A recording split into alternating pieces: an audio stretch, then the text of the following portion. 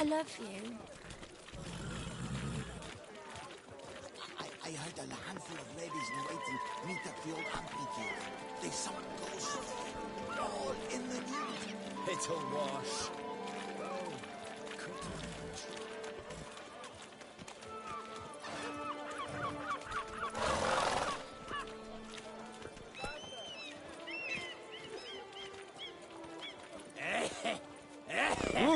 Don't you fret on me. Look.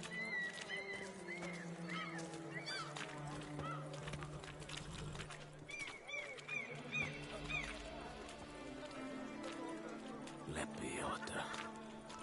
Were only my spirit as willing as my flesh is weak.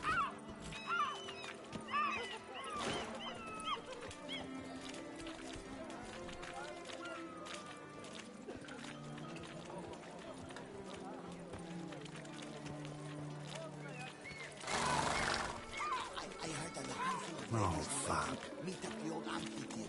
They summon ghosts. Whoa! All no ladies are too. That's the same I did.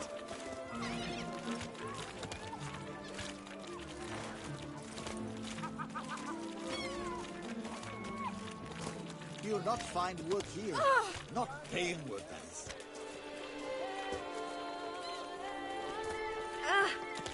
Push. That's it, Roach.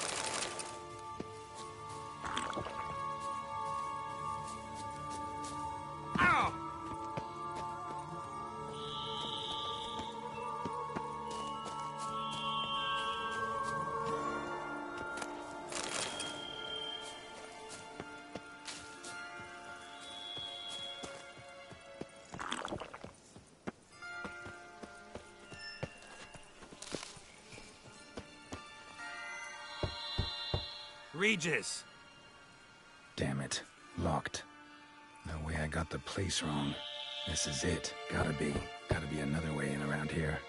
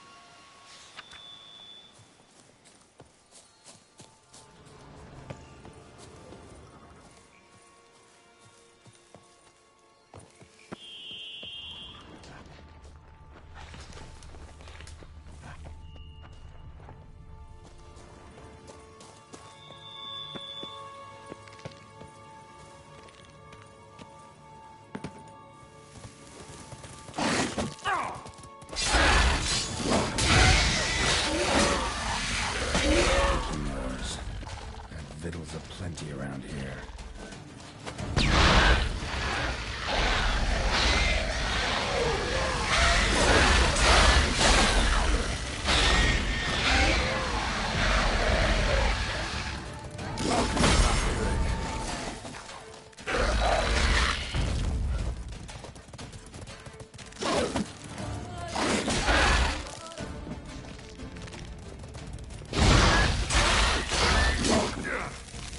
Some stench.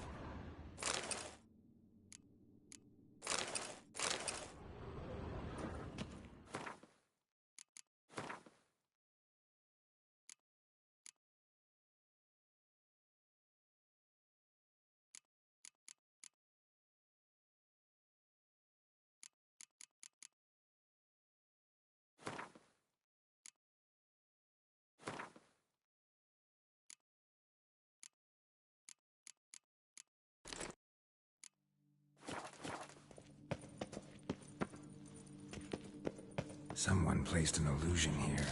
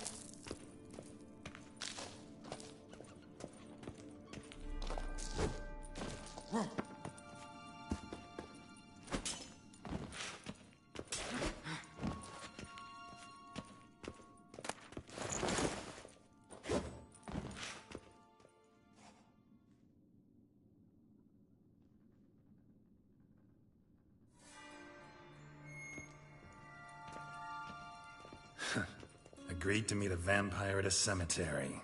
How much more cliché can you get?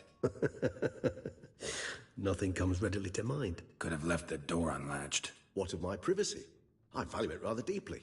Unmolested, especially by unwanted guests, that's my preferred state. Besides, I knew you'd find a way to get in. True enough. Need to find your friend. I'm hoping you'll agree to help. I shall do whatever's in my power. Yet what you want or even need must matter little. What matters is what Dettlaff wants. If he does not wish to be found, you will not find him. Ever. End of story. Come on. Gotta be some way.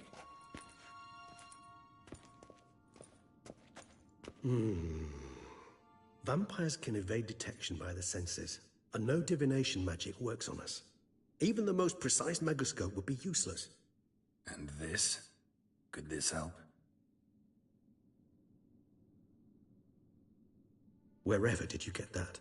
Off one of the beast's victims, found by a bend in the river. Body was chopped in pieces. 3 of those pieces were hands. Hand with the ring seemed the odd one out, but Bruxa had taken an interest in it.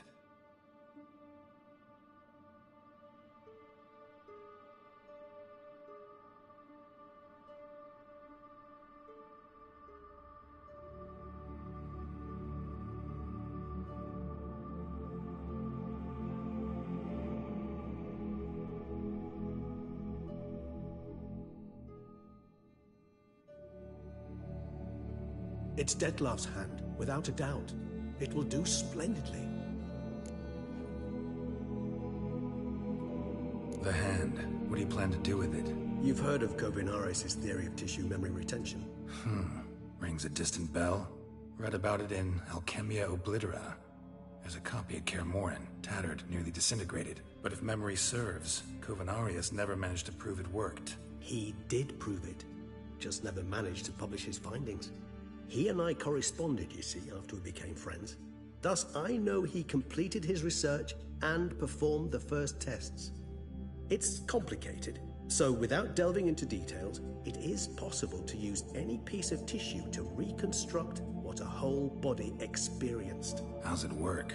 We need any special equipment? We must brew a decoction which Kovinaris gave a rather poetic name, resonance. Once imbibed, it sends one into a trance similar to that induced by narcotics. This triggers visions of events linked to strong emotions experienced by the tissue's owner. Picture it as dreaming a fragment of someone's life. Any chance we might see what Dettlaff was doing just before he lost his hand? Indeed. Though I also hope resonance will reveal the location of Dettlaff's hideout. Ring's pretty intriguing. Made of no metal I've ever seen. And the ornamentation. It comes from our home, where we lived before the conjunction of spheres. It's actually mine. I received it from a dear old friend. You might call him a humanist.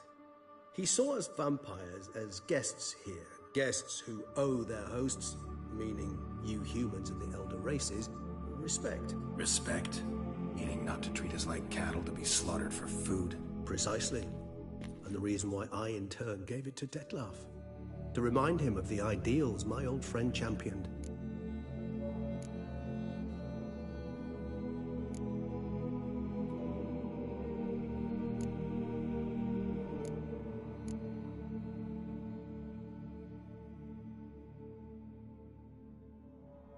Can't you just summon Dettlaff? You're both hired vampires, there's gotta be a way. If I'm to be entirely candid, there is indeed one. But believe me, we will be better off never availing ourselves of it. It is a last resort. Absolutely. Last resort? The hell? Why? There is a being who can summon Dettlaff. Possesses the authority, even the power, to force him to appear in a given place. But the very act of contacting this being, well, it's akin to walking a slack line extended over a chasm filled with molten lava. An exercise as perilous to me as it would be to you. A risk I'm unwilling to take. I beg you, let's do it my way. It will be both quicker and easier. Kovinaris spent half his life proving his theory. Wild guess. Making a dose of resonance won't be easy. You guessed correctly.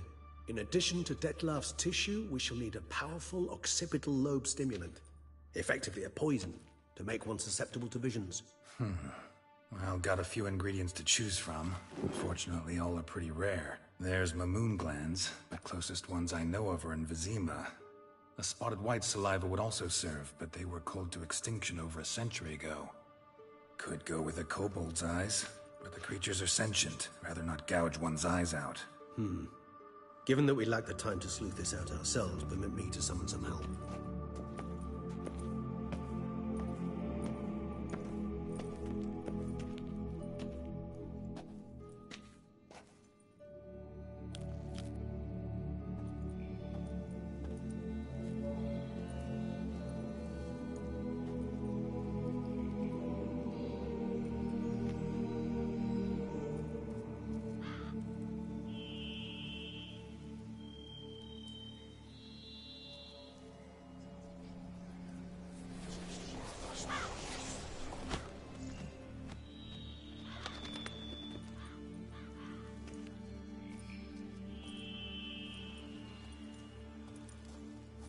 What was that? A raven?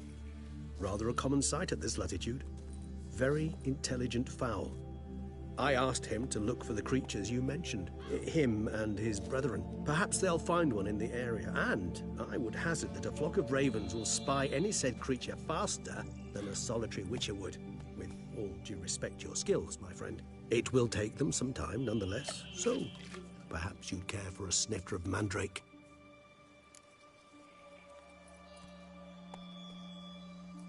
Rarely say no to a snifter. Sadly, this is but a weak infusion rather than a proper distillate. Even better. I remember your mandrake hooch. Made people say things they'd have rather kept to themselves. Now, what could Geralt of Rivia prefer to keep to himself?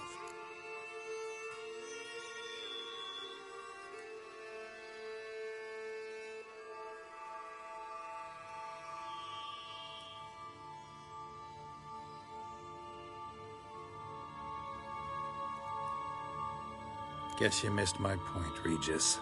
I was glad to hear it's not the hooch, because I don't want to talk about what I don't want to talk about. Oh, I understood you far better than you think. Allow me to reveal a secret. My mandrake distillate possesses no particular tongue-loosening powers. Those who drink it and talk simply have burdens they wish to lift off their shoulders. The hooch is but a convenient excuse, a cover that justifies their sudden candidness to themselves. All right, you first. Any burdens you want to unload? Vampires lead highly interesting lives. Bet you've got some good secrets. Anything in particular interest you?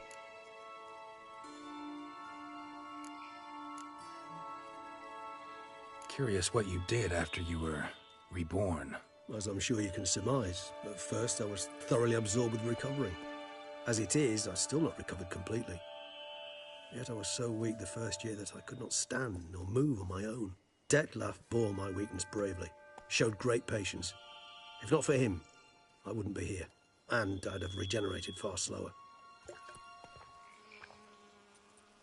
Once I could at last stand unassisted, I set off for Bruges, for my one-time home of Dillingen. There I led the peaceful life of a rural healer and surgeon, enjoying my neighbours' respect and, in fact, constituting the exact opposite of the monstrous vampire the populace imagines. Bruges, you say? Rebirth make you sentimental? Perhaps a dash. But what of you? Where have you been? Ever find your Cyrilla? Back then, yeah. But we parted again soon after. And when the time was ripe, she came back. Defeated the Wild Hunt together. Ooh. Seems I certainly missed quite a bit while I was absent. True enough. But it's a conversation we'll have another time. Need to know more about you now.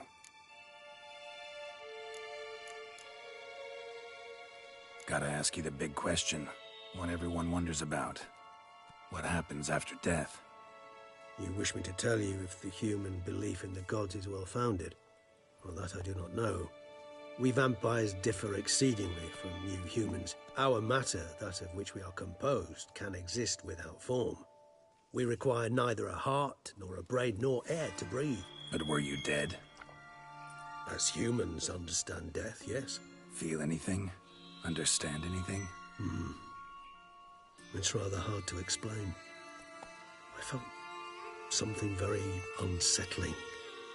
Something I cannot even name, for I did no reasoning. Only after rebirth did I begin to understand that what I had felt was cold and unimaginable fear. If not for Dettlaff, I might have drowned in an eternity of icy terror. Can't have been alive then. Sheesh, experience like that must be vicious. Indeed, it's hard to compare to anything I know. Yet you are aware we don't see death as you do. The way you cling to life, we find it entirely peculiar. You are mortals, ergo it's a foregone conclusion. You will die. It's but a question of time. Thus, I often find myself wondering why you try so very hard. To die at 20 years, 40, even 100, what's the difference? They're all but the blink of an eye. Depends on your point of view. Man who's got 1,000,000 crowns to spend can't possibly understand one who's only got 20. Very true. One's outlook can indeed change much.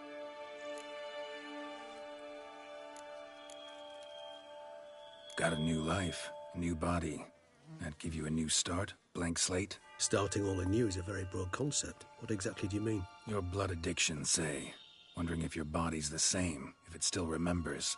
Maybe if you drank now, you wouldn't get hooked. All addictions are a form of slavery.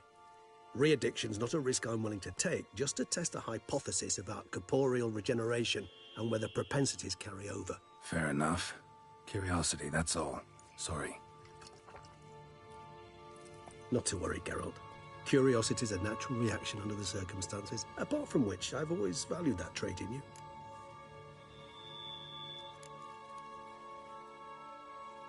Always fascinated me the way vampires can regenerate. A hand growing back is one thing, but Dettlaff recreating you out of a wet smear? Something else entirely. A difficult and laborious process, but one that's possible, as my presence proves. But I've heard you too had quite the adventure.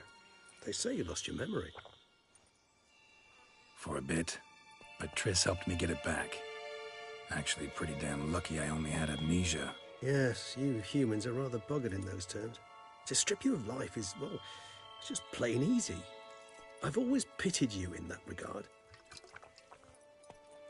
We vampires are much harder nuts to crack. If a member of another race kills one of us, we can be reborn with the living higher vampire's help. However, if one of our own strikes the deadly blow, death is permanent.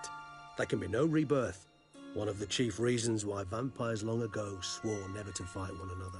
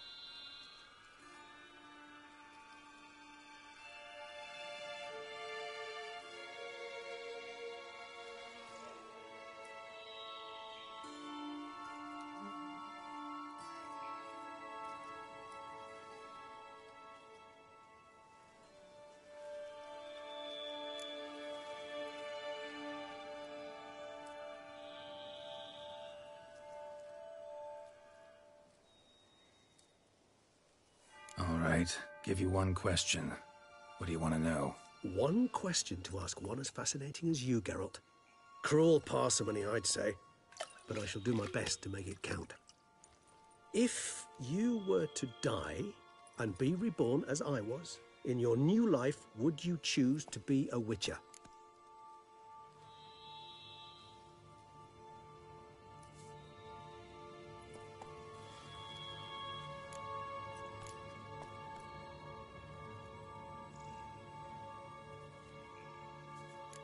See, Regis. Doubt I'd know how to be anything else. Ever tried? See, you're determined to get an answer, to find out if I like being a witcher. Just refuse to ask directly, as always.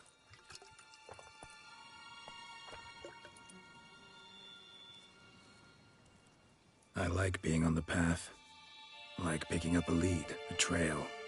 I like the tension right before a fight. And nothing gets my adrenaline flowing like battling a beast. Even gotten used to people treating me like a freak, an outcast.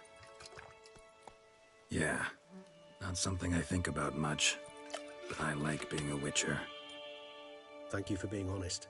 Honesty is an attribute of the truly brave, and thus a privilege of the very few. Still no sign of your winged friend. Sure it understood what you wanted? Dead certain. Let's wait a bit longer. It'll return soon, don't doubt that for a moment.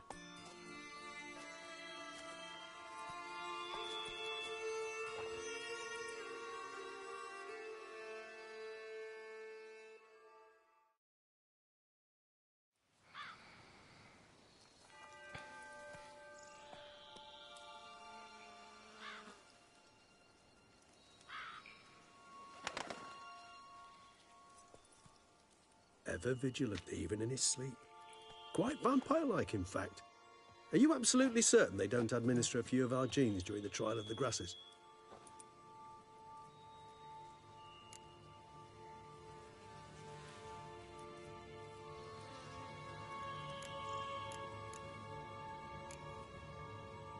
Far as I know, none. Now what you got for me? You were right. No kobolds or mamoons for miles around. Knew it. Allow me to finish. You see, there's this spotted white. It haunts an abandoned residence in the Caraberta woods. Impossible. My brethren hunted down every last spotted white before I was born. Then it seems you must revise your knowledge of spotted whites. For somehow this one managed to survive your brethren's onslaught. It seems I know this home it haunts. Recall a tale about it. Locals believe the place cursed. Perhaps that's how the white survived entirely unmolested.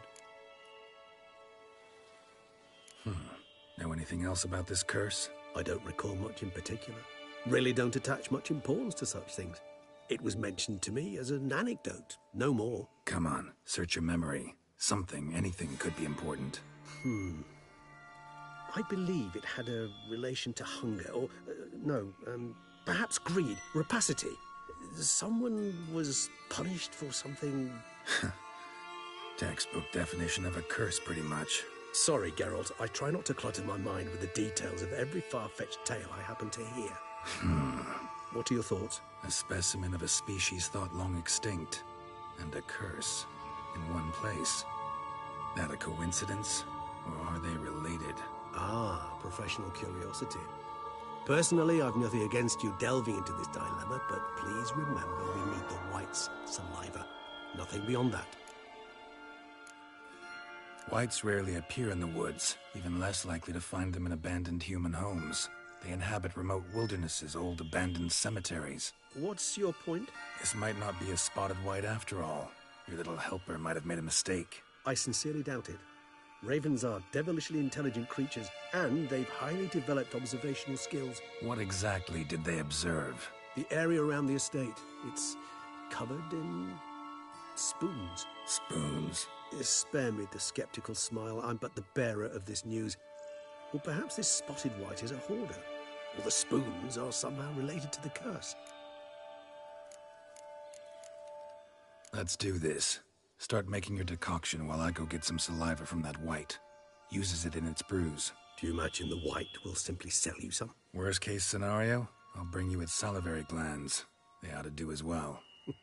For a moment there, I imagined you asking the white to spit into a vial. Quite amusing as a thought, but the salivary glands will do fine indeed. So, see you later. Yes, till later. I shall start by perusing some tomes. Tomes? Thought you were gonna make this decoction. We require one last ingredient. Alas, obtaining it could prove a trifle toilsome. Thus, I hope to identify a suitable alternative. All right. Good luck. And to you, my friend.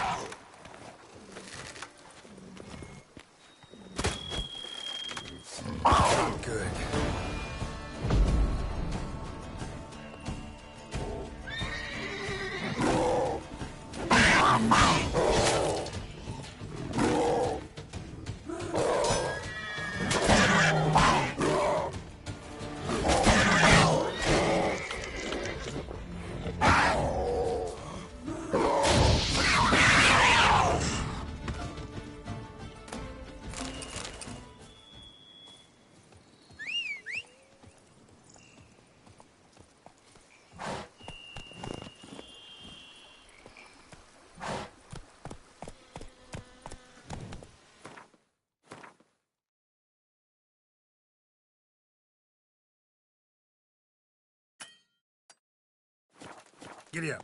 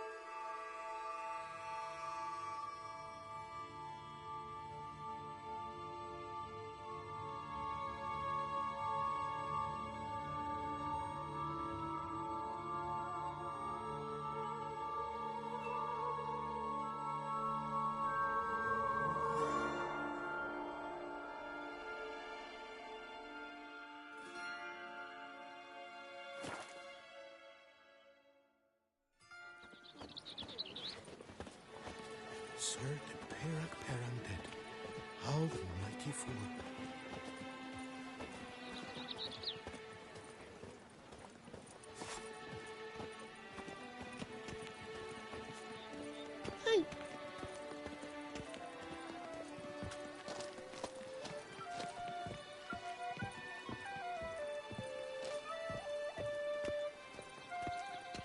How is it the Duchessa does not fear him as well?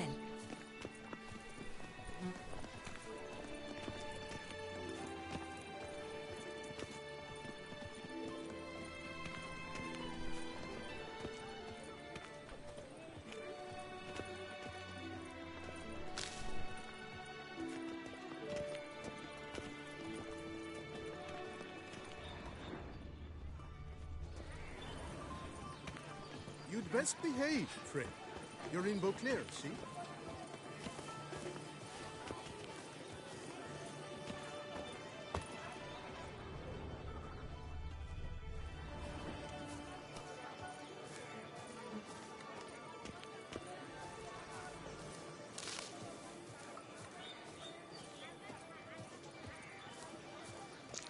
I'm my own master with a bottle in front of me.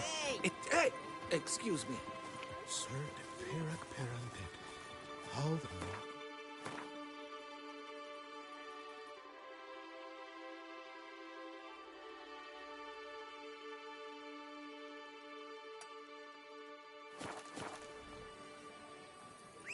My warmest greetings. Ahoy! Ahoy!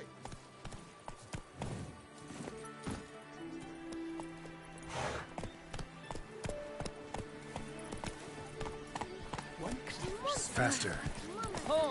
Hey! Excuse me. The air here is such... Come on! Come here! I shan't fight you! Long live Duchess Anna!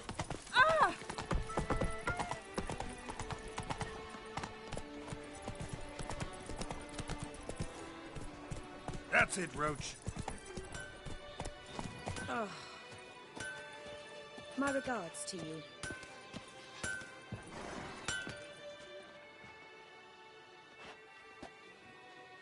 Ah, a professional. I like to trade with your kind. You actually appreciate quality workmanship.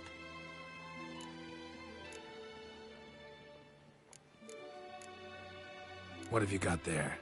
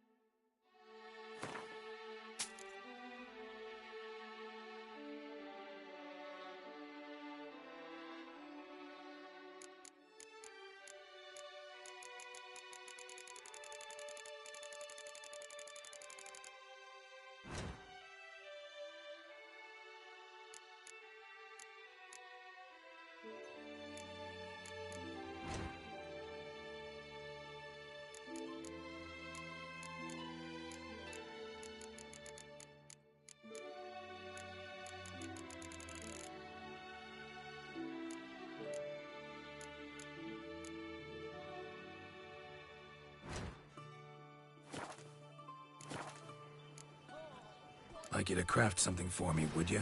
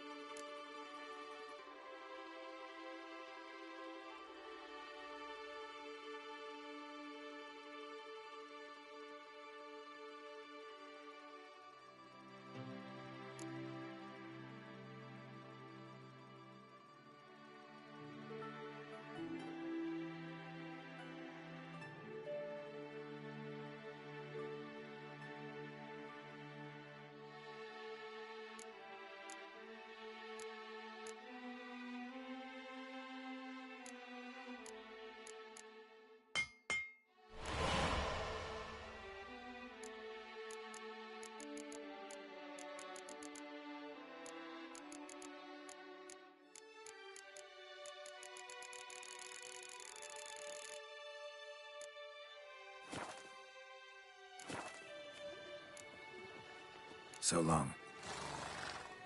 Hammer and Vanity Band.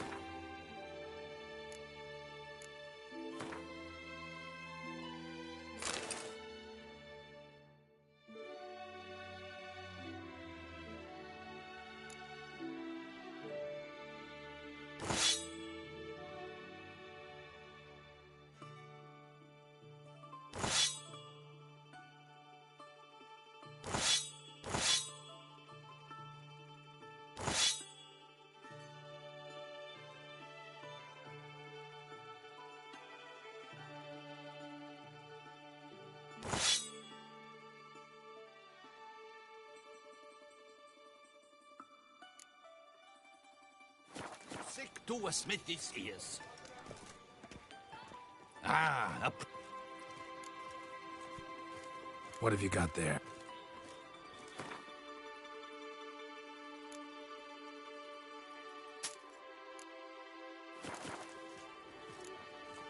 So long.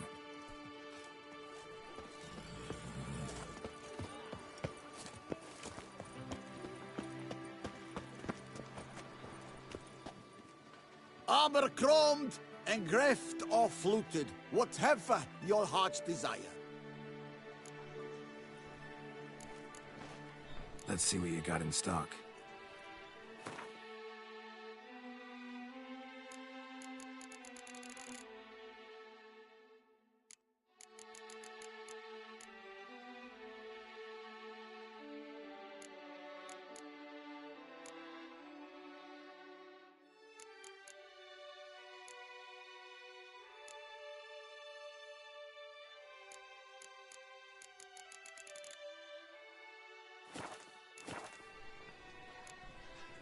So long. Let's do it.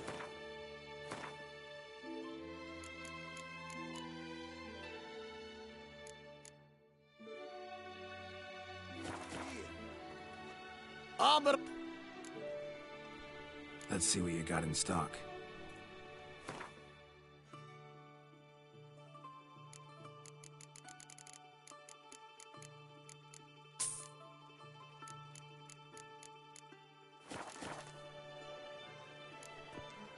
So long. Let's do it. Over here.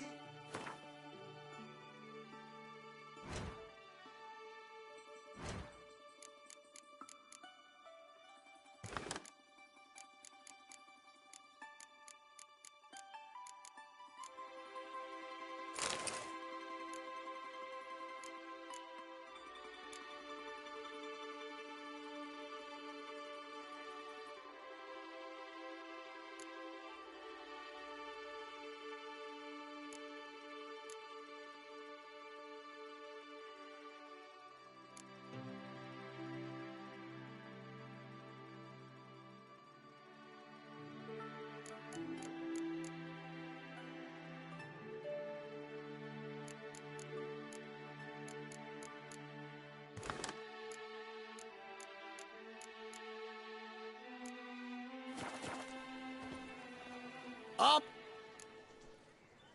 Let's...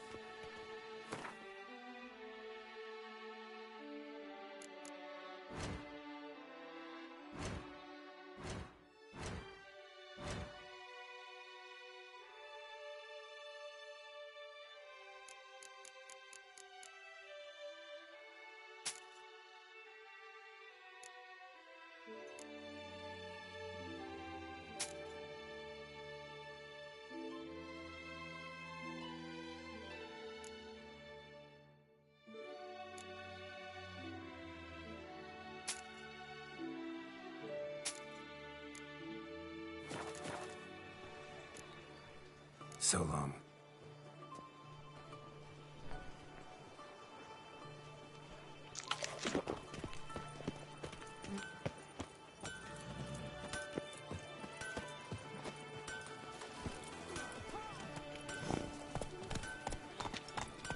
Run, Roach.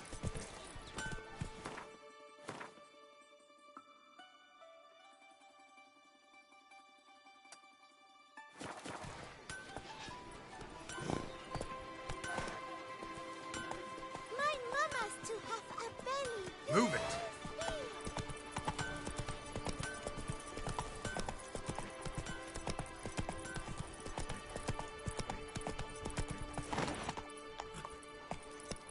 Witches. Come on, I'm Roach. out of prime urgency and import.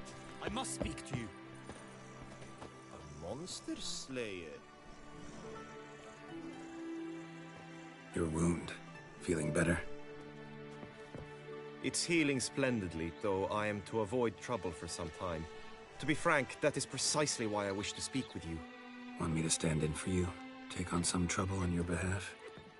That could very well be the case. You see, there is a maiden, nay, a lady. I suspect someone's cast an ill spell upon her. A curse, perhaps. Let me guess. She suddenly grew cold, haughty, and distant, though the night before she was flirtatious and alluring. Tut tut, Witcher. You jest, yet the matter is grave. Though true, the lady in question is dear to my heart. I shall not deny it. I fear she has fallen victim to ill magic, and knows no one she could turn to for help. What makes you think she might be cursed? You must keep all I say to yourself, I beg you. I would never dare to be so indiscreet normally, yet I'm troubled about her, for her.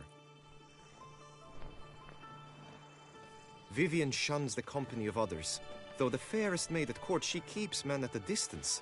I thus determined I would resort to trickery. Trickery? That even befitting of a knight? In war, yes. And what is love if not battle? As it were, one evening I crouched in hiding outside her seamstress's home. As Vivian emerged from it, I too emerged, ever so gently but convincingly collided with her, then promptly offered to escort her home.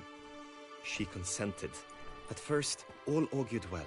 I proposed a more scenic route. She agreed.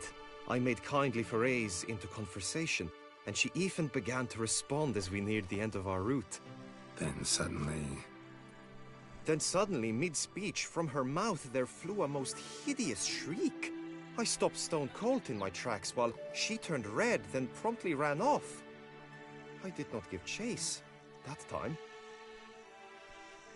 I attempted to approach her on several ensuing occasions, to learn what had happened, for I feared she had become entangled in some trouble.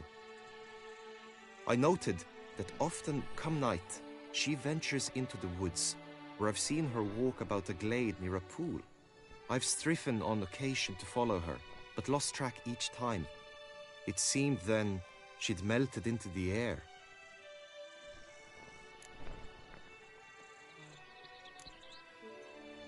Sound you heard. She might have just had a sore throat. Had I thought it possible the sound was natural, I never would have taken up your precious time. Notice any other strange behavior? Additional symptoms? No, Vivian's avoided me wholly since the first encounter. But folk gossip. What about? They say she's secretive, that no one ever sees her after dusk, that she's wont to suddenly disappear. Nothing unusual about any of that. Tell me more about Vivian. Who is she? What's her story? She's Her Enlightened Highness's lady-in-waiting. Her mother was a lady-in-waiting, her father a knight. That is all I've learnt, for the Duchessa grows angry when asked about her. Vivian spends her days within the palace walls. Yet we are in luck, for she has been named the tourney's patroness this year. Thus, each participant will be granted an audience with her. Got a problem then. See, I'm not a participant. I've devised a solution already. You shall take my place in the lists and thus gain the chance to speak to her. I was looking forward to winning the tourney, very much so. Yet for Vivian, I am prepared to sacrifice anything.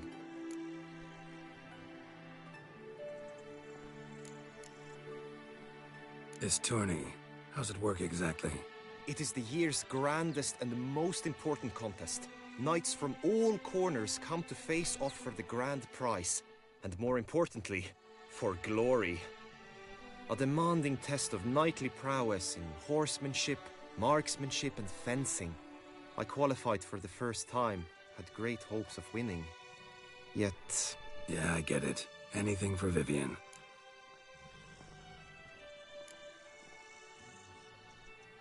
Hardly a regular job, this. Not often I gotta take part in a tourney to fulfill a contract. Fee can't be anything ordinary either. I'm no magnet to command heaps of coin, but naturally I shall award you a just amount. How much do you demand?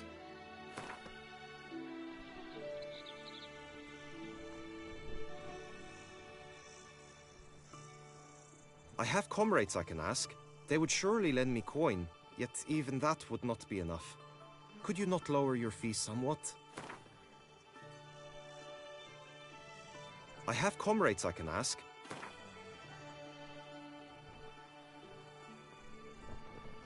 Agreed. That is an amount I can indeed muster.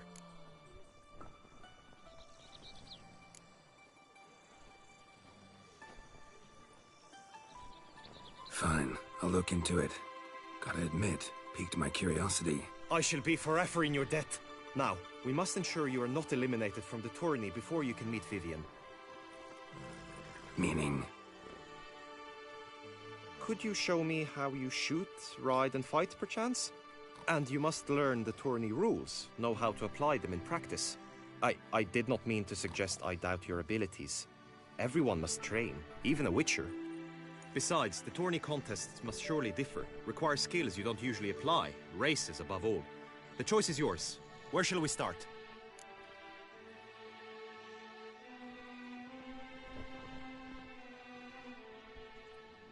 Marksmanship. Feel a need to do some shooting. Come with me.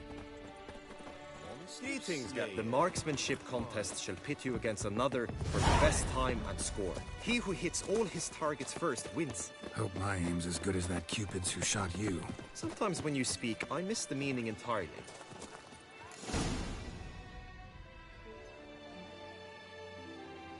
Hit the red targets.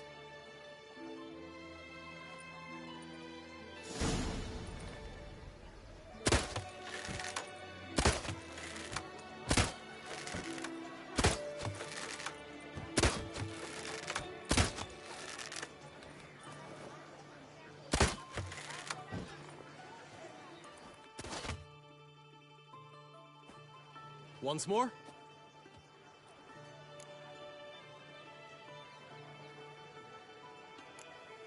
Gladly give it another try.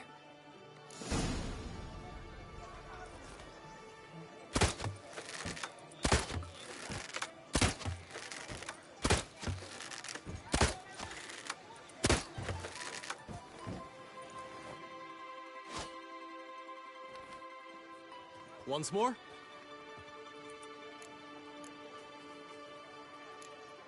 Done enough shooting. Where to now? If you wish to know my thoughts, were I you, I would train on the race course ahead of all else.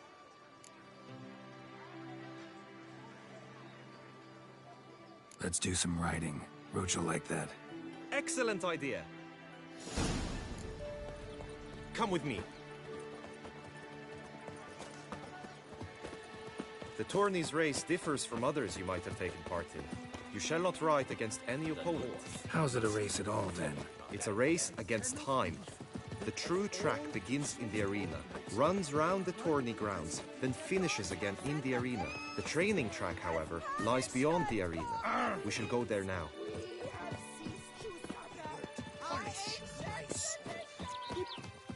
But I did. All night I spent nothing chirping.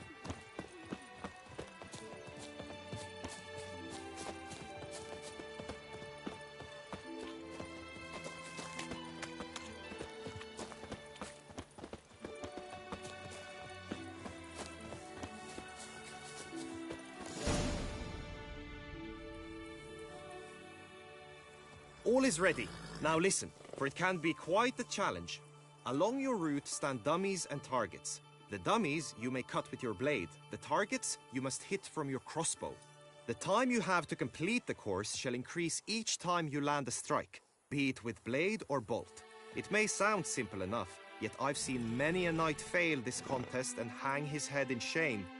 During the race proper, judges throughout the course shall tally your points. For now you may ride unperturbed by those matters.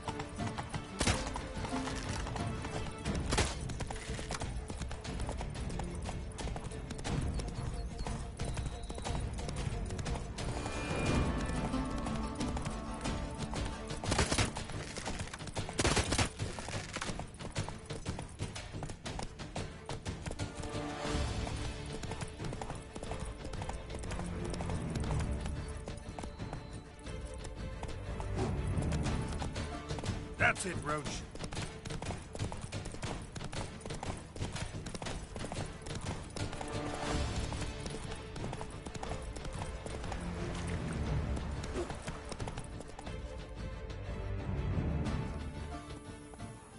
Will you give it another go?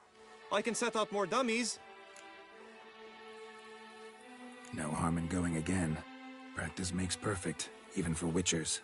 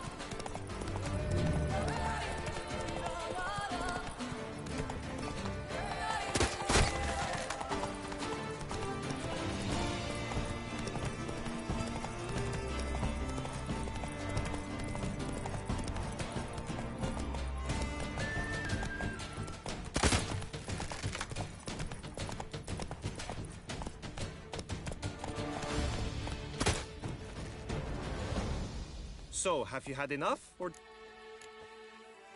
Had enough. Where to now? Be nice to swing, do some footwork, work up a sweat. Very well. We shall practice infantry combat, one-on-one. Each knight opts for his own method. Rainfarn, for instance, fights halberd in hand. Come with me. You will team with other knights to fight. The clash simulates a true skirmish during battle. Come the end, you shall fight a duel. It will determine your place on the podium. I always liked the duels the best, but now I can think only of my Vivian. In the end, it is good you will replace me. I sense I would simply be distracted this time.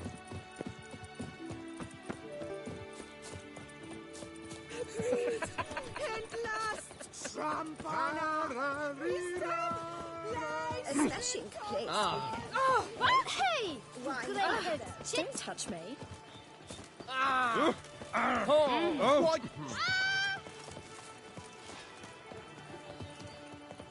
Come on, good folk, come quickly. Stand at the center of the training ground. A knight will approach and challenge you.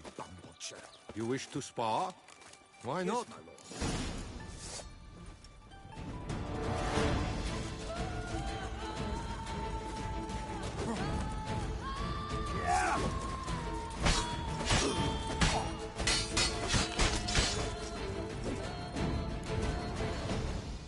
I expected you to do well, but not that well.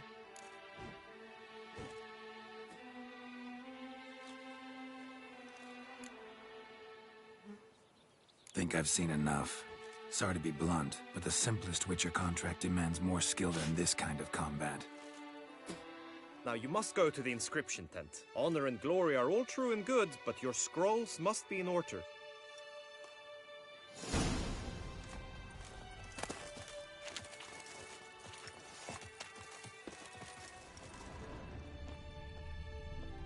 It is right and fitting, Witcher, that the Duchessa summoned and you came.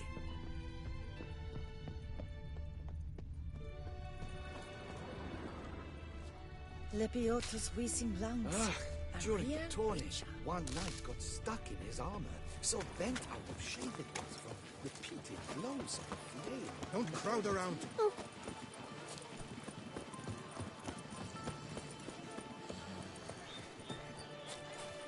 Gods have sent the Polterns as punishment for our sins. Summoning a Witcher? Was that truly necessary? And our knights, what are they, chopped liver?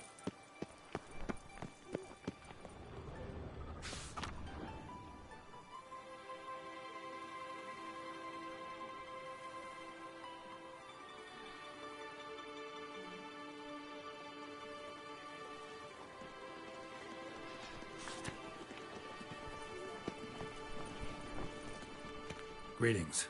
Want to join the lists? Naturally. We must first see to formalities, however. At Guillaume's request, I have looked into your personal history in its heraldic aspects. Really? What did you come up with? My findings show you may take part as Geralt of Rivia. What a surprise. Or as the Honorable Ravix of Forhorn. It's not every year we have a combatant who can boast of 2 crests. Which do you prefer?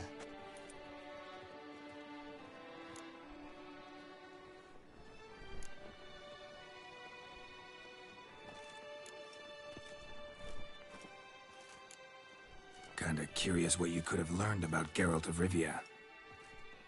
In the year 1267, a certain Geralt, a member of the Witches' Guild, was knighted by Queen Meve and dubbed Geralt of Rivia. This was in honor of his distinguished service at the Battle of the Bridge, said structure spanning the Yaruga. But I wager you know of which battle I speak. Yeah, those were the days. Kahir and I led a fistful of Nordlings against an entire Nilfgaardian battalion. Won that battle just because we absolutely had to cross the river.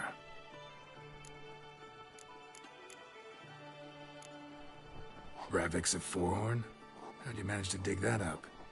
Here in Toussaint, we treat heraldry very seriously.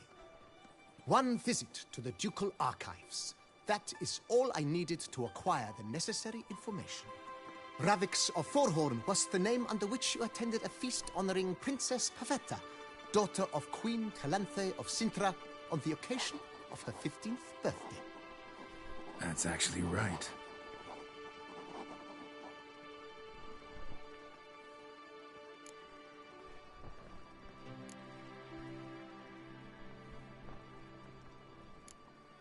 The Honorable Ravix will do. You may now take the shield bearing your crest. I'm a Witcher. Shields aren't something Witchers ever use in combat. Who mentioned using it in combat? Not I. The shield commemorates your participation in the tourney. You may take it as a souvenir. In that case, thanks. Have you been instructed as to the tourney's challenges, prizes, and vows? If not, I do hope you will allow me to tell you about them.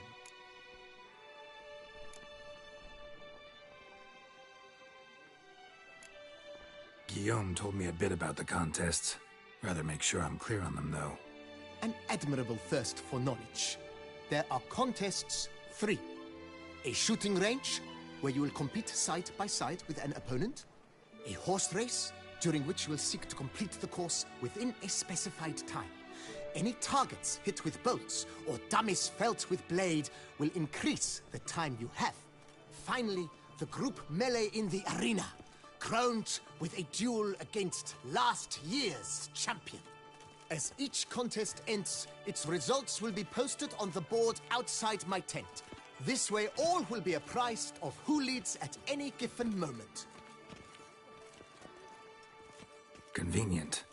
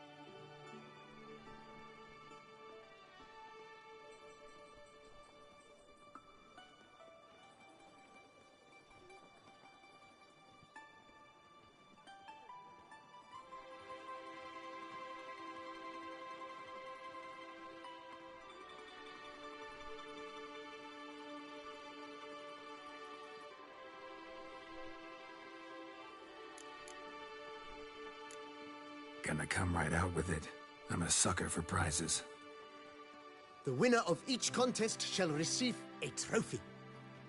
Whoever has the best result once all contests have played out shall face last year's champion in a final duel for glory and the title. Should you defeat the reigning champion, the grand prize will be yours. This year, a sword forged especially for this occasion by the one and only Cornelius of Isengard, a famed master weaponsmith. Her illustrious highness had it brought all the way from Nazaire.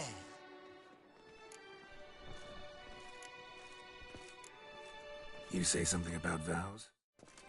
As is our custom, knights make vows to which they hold for the duration of the tourney. Each swears on something which to him represents his most cherished virtue. Feels like I know everything I'd ever want to know about chivalric tourneys. Splendid. In that case, you must make your vow. Upon what would you like to swear it?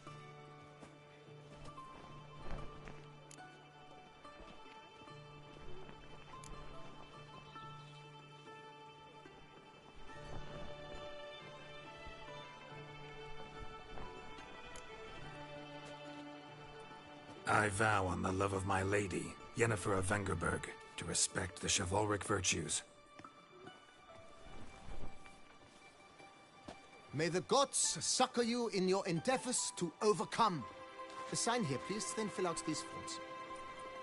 That is all I need from you. Now, as arranged by Guillaume, you shall be fitted with appropriate armor for the tourney. My warmest. Shiny. You have also been assigned a tent for the tourney's duration. It stands near the arena. Good luck.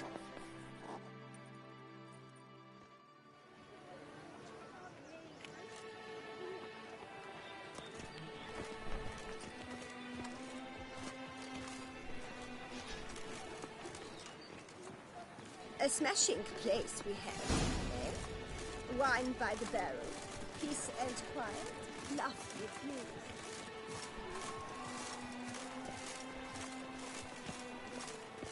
Stocks and the whip await those...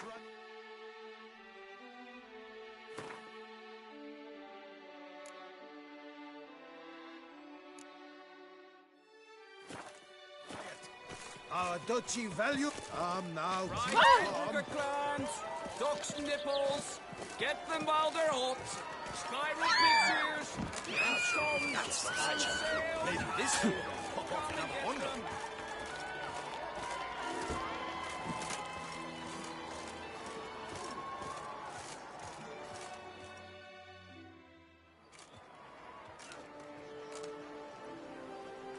Geralt, well, I'll be... Have you decided to turn knight-errant? All jesting aside, here on a job. You in the 22? Am I? Ha! I shall square off against Rainfan of Atre. I saw him just moments ago. A nervous wreck. Stuffing his nose with fish steak, no less. As if that would aid his determination. Guessing that's against the rules. But who's to tell the Nilfgaardian what to do? Listen, Geralt. I've a tip for you. The timing of your marksmanship duel is such that you shall have the sun in your eyes. Makes no difference to me either way. Nor will it give you any pleasure.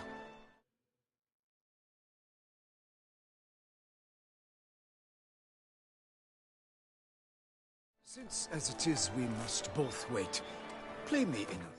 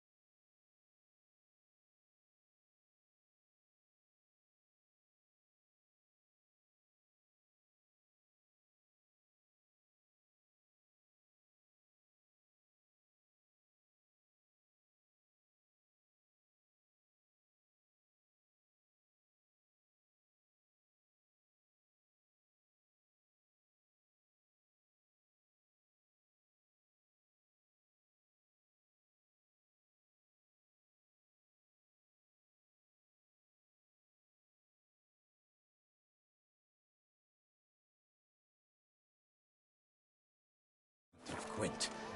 Should you win, I shall swap with you. To me, a southerner, the sun is no hindrance. By my troth, it is the Witcher who saved us from woe. Thanks. Another time, maybe. Ha! You've denied me some diversion, but at the least my eyes are in for a treat. Lady Vivian should appear shortly.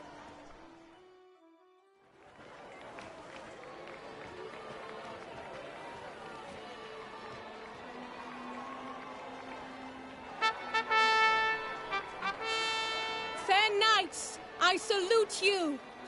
The honor and duty of tourney patron have fallen to me this year. Fight honorably, so that I may bestow upon one of your number the tourney's grand prize. You have sworn your vows. You have readied body and soul. The time has come to test them.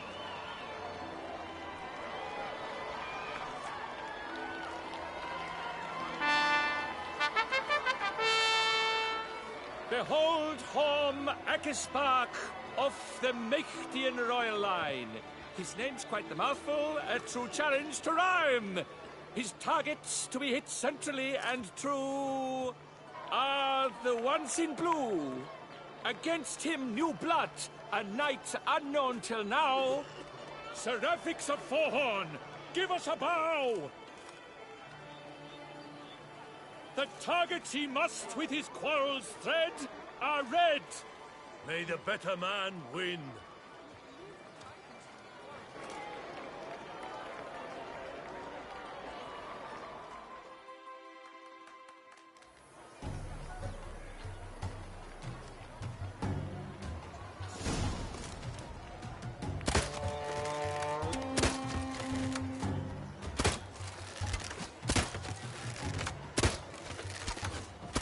Brave Seraphics has hit over one half of his marks. Will he manage to prevail? Are these glories first sparked?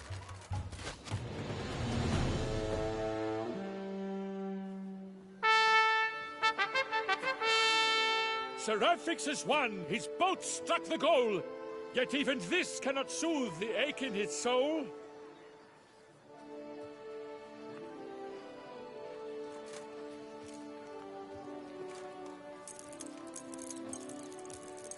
Your prize, sir. A crossbow adorned with your crest. I congratulate you. Thank you, my lady.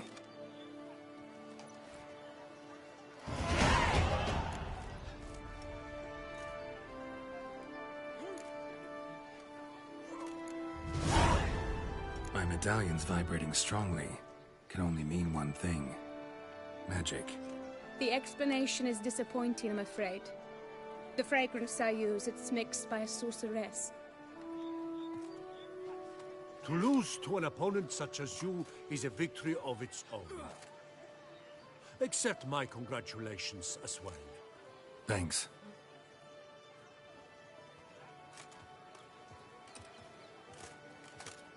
Good work! In the interim, I managed to determine which tent Lady Vivian occupies. Perhaps you could find a clue within it. You're right. Vivian's cursed in some way. Sensed it when she opened the tourney. In that case, we've no time to lose. Let us go. Yeah, let's go now.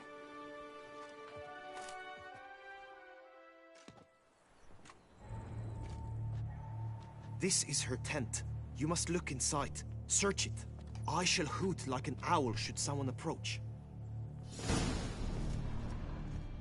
Claw marks, that's clear. Not sure what beast left them, just that it's big. Oh, fair Vivian. Jar of concealing ointment. Stuff's eye. How will magic at work here? Thy lips are like a thread of scarlet. Thy two breasts are like...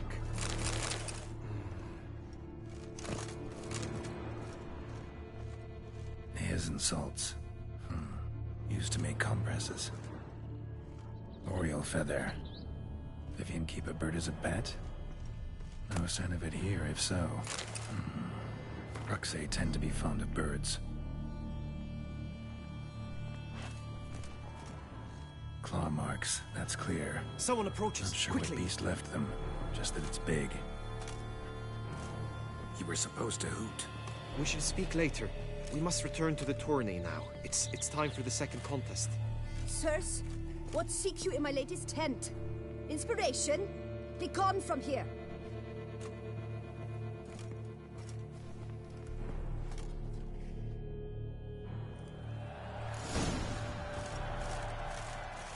Why were you in there? Tourney business. Nothing of import.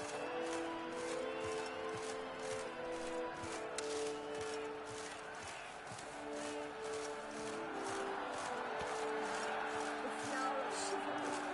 Striking lads.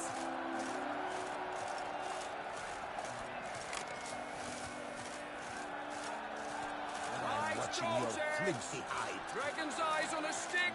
Come and get it! Fresh and wholesome!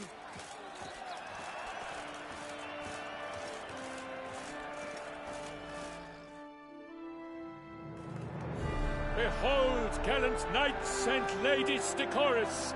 Gaze at the host assembled before us! Look upon chivalry's best and most storied! Come from far lands, here to seek glory! Hear now their names as I shout them aloud! Savor their titles, of their presence be proud! Halmarin, the Baron of Lonfal! Linus of Metina! Reinfarn of Atra! Horm Akaspar of Meikt! Donimir of Troy! Guy de Boisfren, in service to the Duchess! Delwyn of Craigiau! Count Tai of Dondal! Ansay of Lyria and Rivia a prince! Prefix of Forhorn! For Gregoire of Montgorgon, let out a roaring cheer! The faint vow of silence, tawny champion from last year! Today's winner of contests, his victory to secure, shall face a Gregoire in a challenge severe! Does ignorance demand a bard intercede? Does someone need telling how tourneys proceed? Graphics of Forhorn? Is that what you call yourself? You shan't fool me. To this day I bear marks where I met your steel. But don't you remember? I am Tai of Dorntal, and I swear to you, before the tourney's end, I shall have added another book to that collection on your map. Done. Then step aside. You're in my way. The tourney's protector, the mate Vivian. Her beauty entrances both beasts and men. My heart's greetings, dear knights. May my grace guide you and show you the path of honor, valor, and glory. Accept my wishes of good fortune, sir, and devote all your strength to the tourney, and only it. The time has come for you, Sir Knight. Mount your steed. Swift be your flight. Ladies and gentlemen of lineage illustrious, soon steeds shall swarm like ants most industrious. To beat time's passage they'll ride like the gale. What a sight to behold, what a lark, what a tale!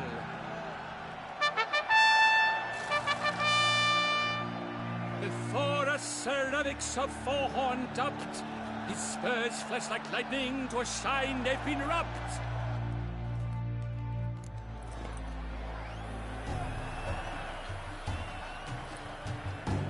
That's it, Roach. And he's up! With a thunderous roar, who pounds the ground?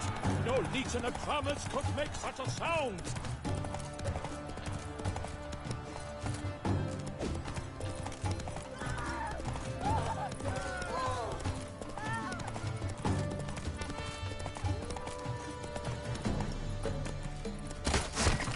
Monsters, wildcats, bandits, tremble!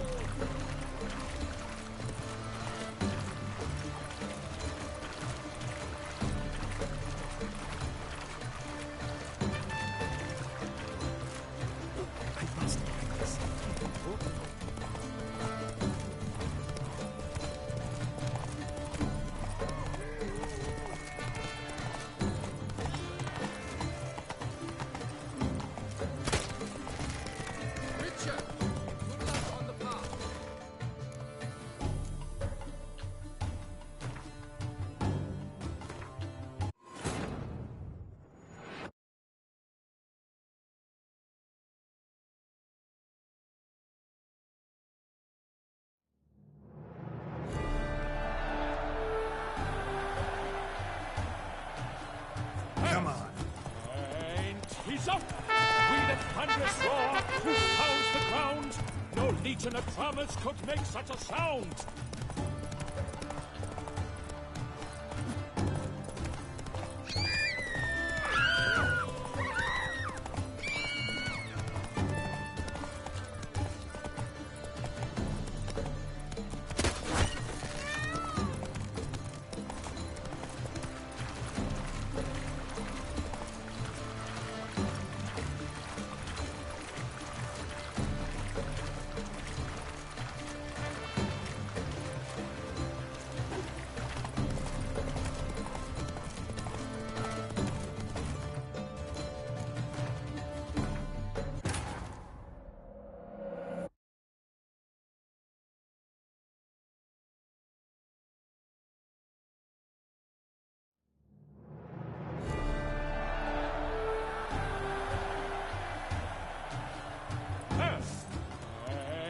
He's up!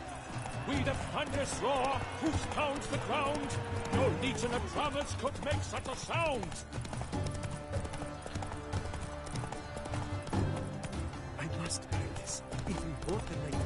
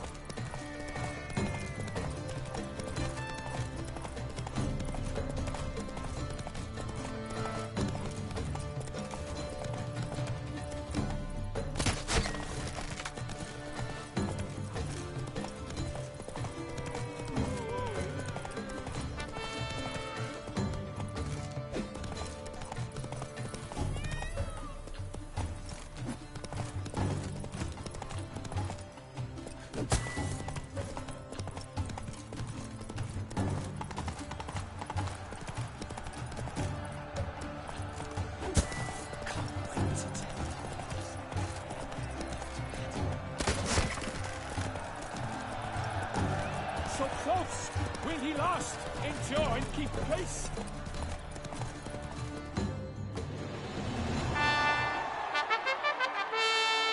A race of such style, such grace, such speed. To watch was a pleasure, a treat indeed. To honor our entrance, praise each fair knight. We shall feast from eve till dawn's first light. The finest of wine and food shall be served. If you've blood in your veins, come collect what's deserved. I congratulate you. Here, your prize. A saddle adorned with your crest. Many thanks. By the way, my maid saw a man with white hair sneak out of my tent. Would you know who it might have been? No idea. How juvenile.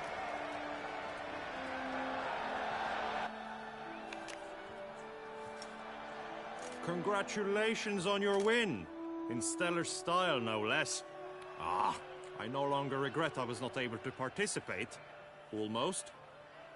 We must drink to this. Come with me to the feast. We shall await Vivian together. Lead the way.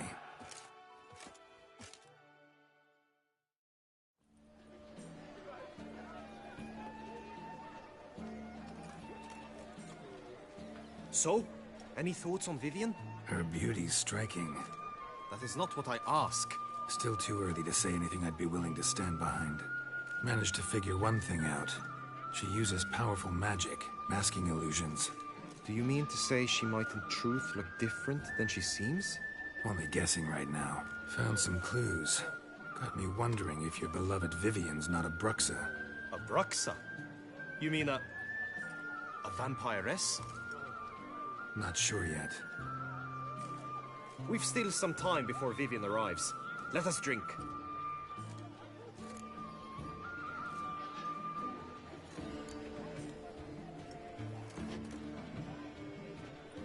To Vivian, may you find the means to aid her. To Vivian. When I first laid eyes on her, I finally understood what all those poems and ballads were trying to say. Love's not poetry alone. Sometimes it's prose. Sometimes it's just plain ugly. You say that only because you do not know Vivian as I do. A life with her would be sweetness itself. Actually, you don't know her all that well either.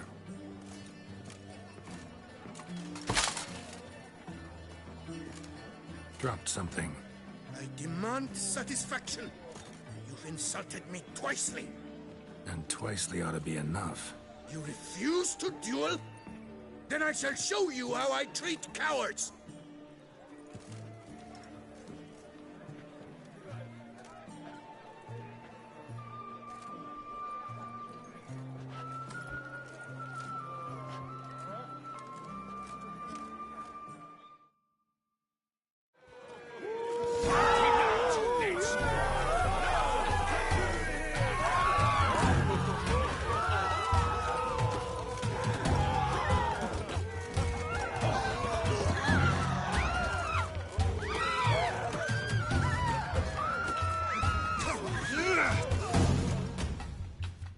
Nothing, Ty. Might want to give some serious thought to whether you want to face me for a fourth. I shall kill you, freak! You got your chance, sir. You failed to seize it, and now you must leave. We shall meet again, mutant!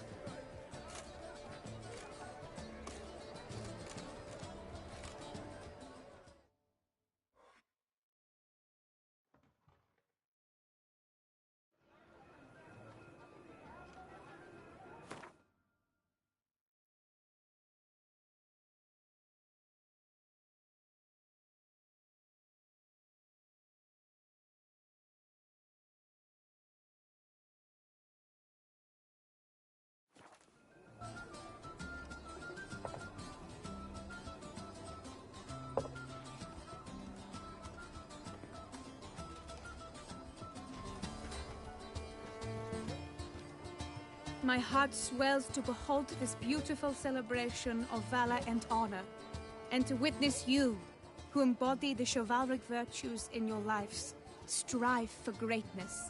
Yet, after a time of combat must come a time of peace and respite. Thus, I invite all who fought in the tourney to this feast held in your, and none other's, honor. And should any among you crave solitude, private tents await you nearby. The group melee shall take place on the morrow.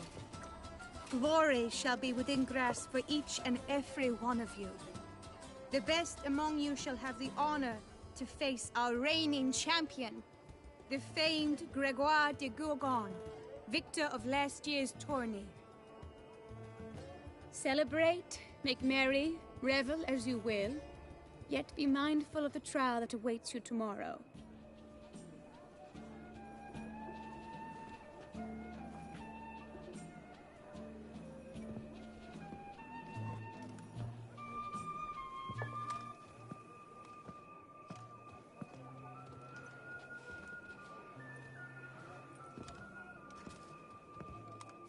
Follow her. We shall meet in your tent before your last contest. You must help her.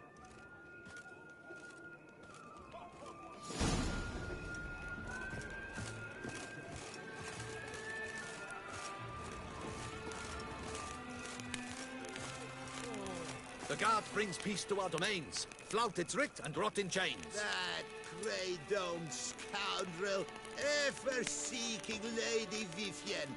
Some kind of maniac.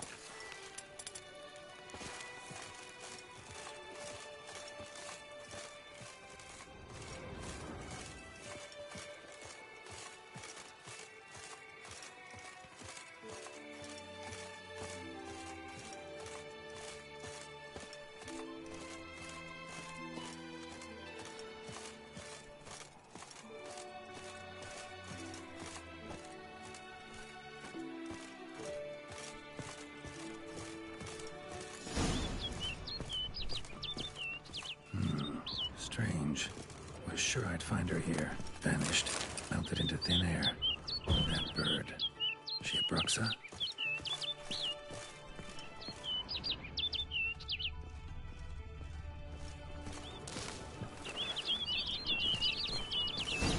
Flew off. Worth going after.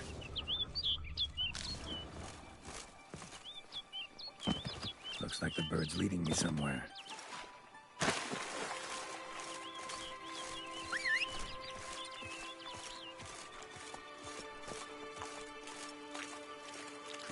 Come on.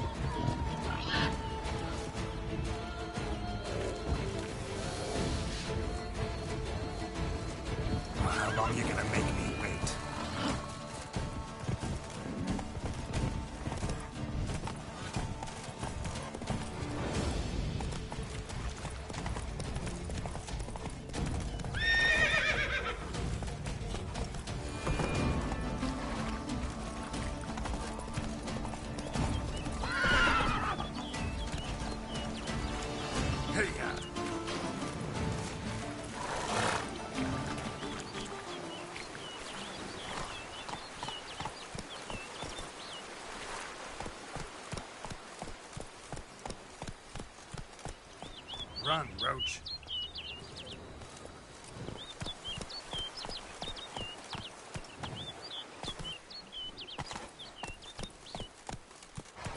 Go, go.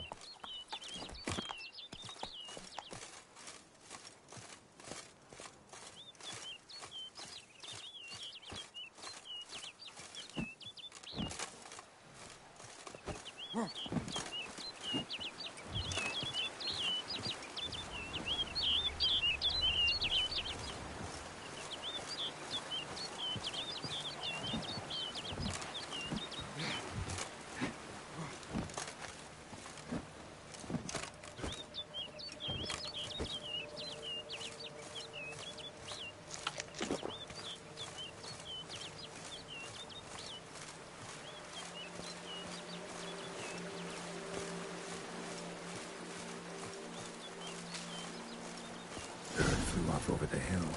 Might be quicker to pass through the cave.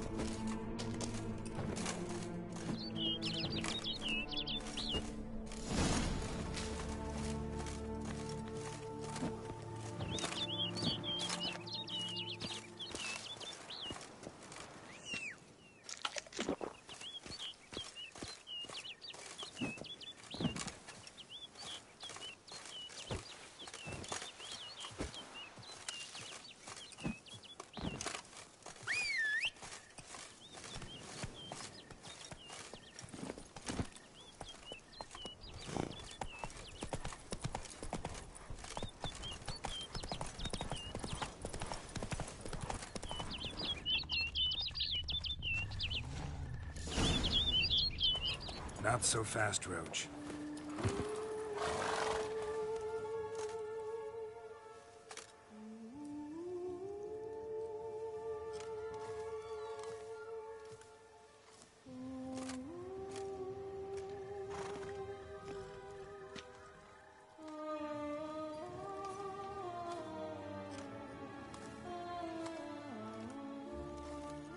Witcher. Lady Vivian? Counted on me getting lost. I did. I thought you no different from the knights. Good at tourneys, hopeless in the face of true danger. I was mistaken. So you're not actually a Bruxa? A what? Suspicion I had, that you might be a vampire. Certain details seemed to confirm it. Then I changed my mind. Anyway, unimportant. Hear you come to this clearing often. This is where it all began. And as I was not able to evade you, save myself from you, then I want it done here. In this very spot. With no witnesses. Want what done? While you are a witcher. You were hired to kill me, were you not? Then do so, now. And do it quickly, I beg you. I shan't resist. Witchers only hunt monsters. And even then, not all. You're no monster. Then what am I to your eyes?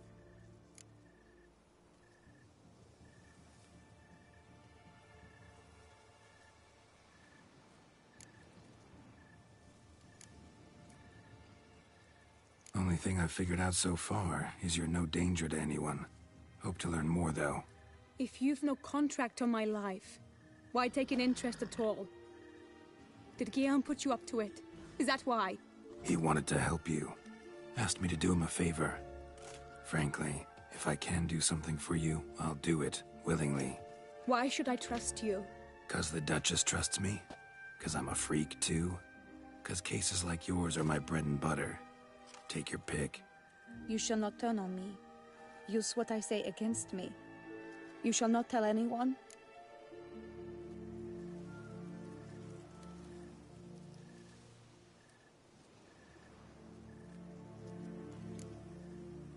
I will be discreet.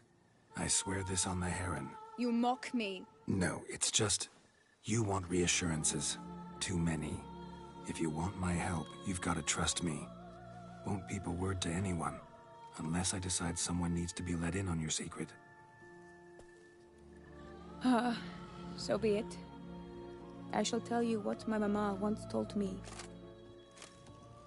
When she was with child, expecting me, she and my father spent much time together near the wood, here in this clearing. Mama loved to listen to the orioles sing. She would stroke her belly and say, My daughter should be as beautiful as that bird. Such is my wish. But a creature dwelt in the wood who envied my parents their happiness. One day it appeared before them to say the whole wood belonged to it, and they had dared to delight in something that was not theirs. It demanded payment, and when my parents said that they had nothing, it claimed their unborn daughter as its own.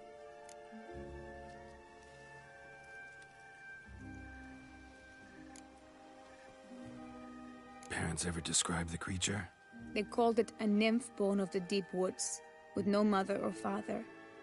But I was too young, too distraught by the curse's onset to ask after details. What happened after that? Nothing at first. I came into the world a perfectly normal child, and my parents forgot that day's events.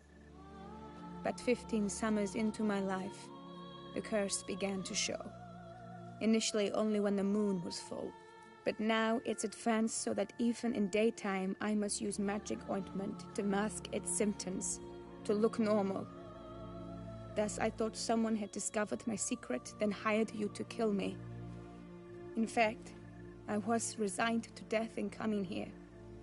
Perhaps death would be preferable to my complete and permanent transformation, for I fear that is what lies in store.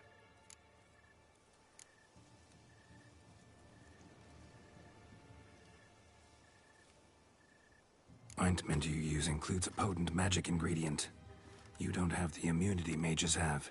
Use heavy doses, or normal doses too long, and it could be dangerous to you. I sensed this. The very reason I knew I would have to give it up in the end, and bid my human form a final farewell. The curse, it could be reversible. Once ran into a baron transformed into a cormorant, ostensibly for good. Managed to cure him completely. And you truly think you could do something like this for me? Can't guarantee a thing. Tough case yours. You were cursed before birth. That alone complicates things. Also, you claim the curse is increasing its hold. Symptoms are progressing. Could try transferring the curse onto someone else. What? Out of the question. I shall not allow it to ruin an innocent's life. Is this the only method you know? Only one that's completely safe. So there is another.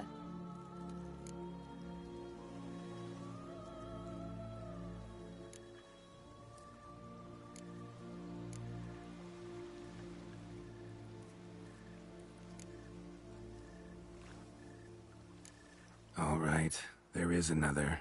Ancient ritual. We'd need an Oriole egg. Should release the curse's grip permanently. Gotta warn you, though. Could have serious consequences. Consequences? What kind? Curse was cast before you came into this world. Ritual involved transferring it to an as-yet unhatched chick. You'd be free. Thing is, you could be left with the average lifespan of an Oriole. 7 years. I understand. Alas, every rose has its thorn, and there are no happy endings. Yet truth be told, I never thought I would get one. I came here prepared to die, yet you wish to give me 7 years of life. Real life, free life. This is no dilemma. I agree, wholeheartedly. I see why. I understand. Don't have to decide just yet. Think it through. I will. They must miss me at the Tawny Grounds by now. Shall we return?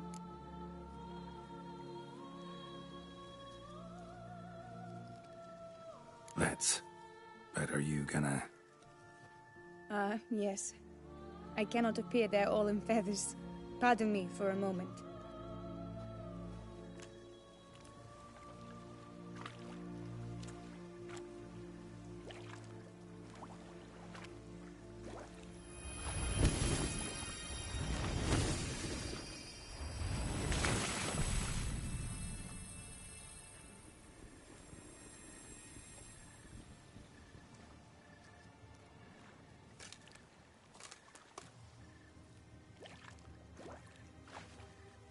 You can change at will? No, but I discovered the water of this pool helps. Its effects are brief, but I can always be sure of them. Interesting.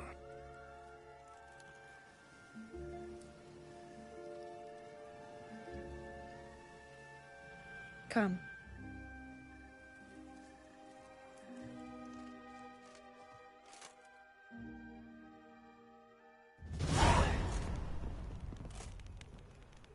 Did you learn anything? Yeah. Then speak, man. Can you not see I'm out of my mind with worry? What ails her? She asked me not to talk about it. But I want only the best for her. Perhaps I shall be able to help, or, I don't know, console her at the least.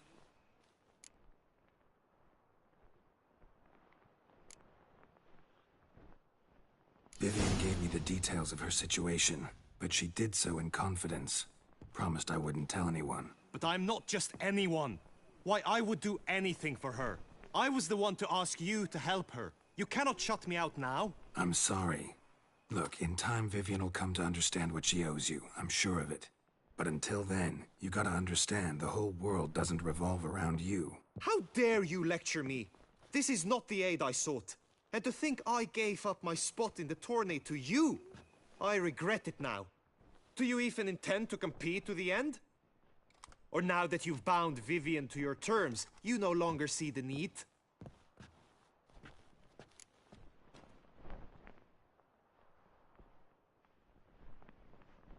I don't back out of anything. I'll take part in the last skirmish. Besides, Vivian will be busy till the tourney's end. Indeed. In that case, you must meet the other knights of your team. They await near the arena's entrance, by the training ground. Got it. Thanks.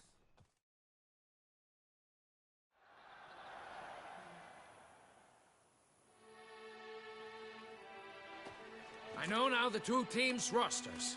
I shall be captain of ours. That means you shall do as I say for the duration of the fight. Is this clear?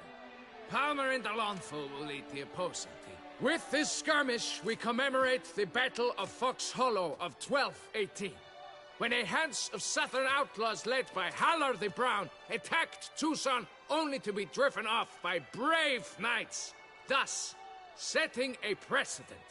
Since that day, knights errant have guarded the duchy's borders. Palmerin drew the short straw, so his team shall play the barbarian Halar's men. Any questions? None. If you swing your blade as deftly as you shoot, we shall win. Good luck. It is time, gentlemen. Take your weapons and proceed to the arena.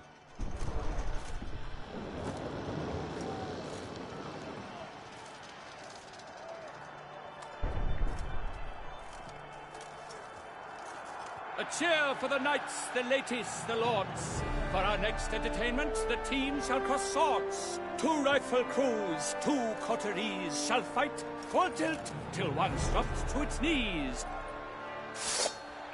Who virtue ignores or lance blows unclean shall forever be branded as shameful, obscene. While the knights prepare, let me say I'm elated to behold such a crowd on edge, breath-baited. Whoever here wins the past champion shall face. All others must leave, heads bowed in disgrace.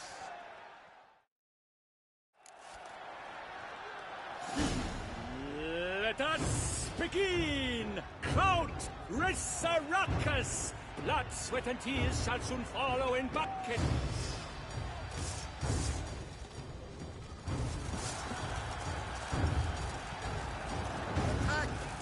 Attack!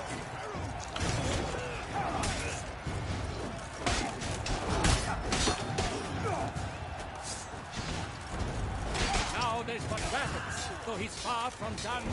When all the dust clears, shall he have won? Wish, wash!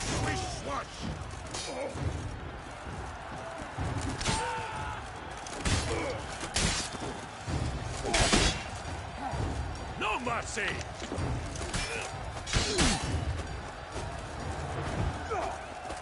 You shall perish, evil doer!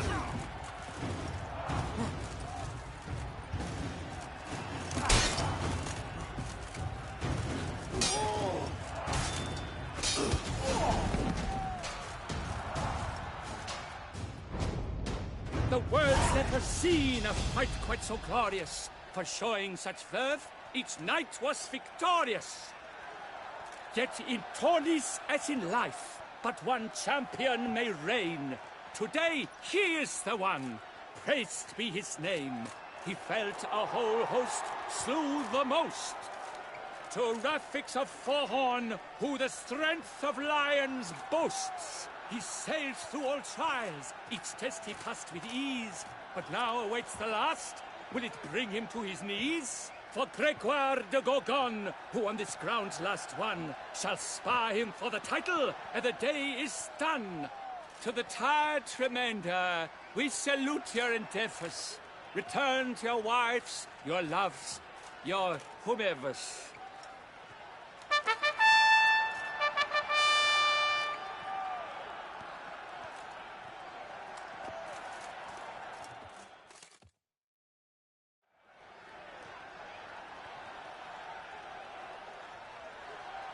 It is time. Step into the arena. Should you suffer grievous harm during combat, have you any last wishes? Any missives you wish passed to your loved ones? Thanks, I'm fine. The brave knight Rafix hails from Forhorn. It might sound fictitious, yet there he was born. Now entering the grounds, a titan of infamy, Gregoire de Gorgon, victor of last his tourney.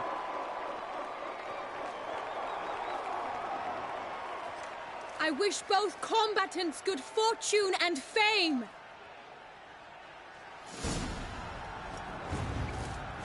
They seek the grounds, the titans lock stairs, ferocious and spry as wolves hunting hares.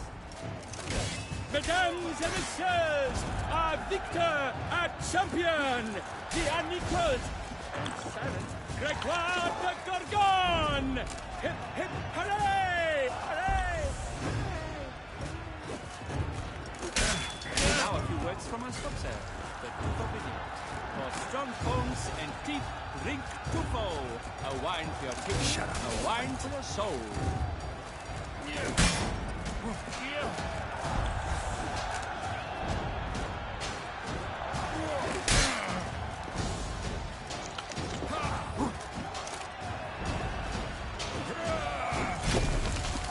Never learn.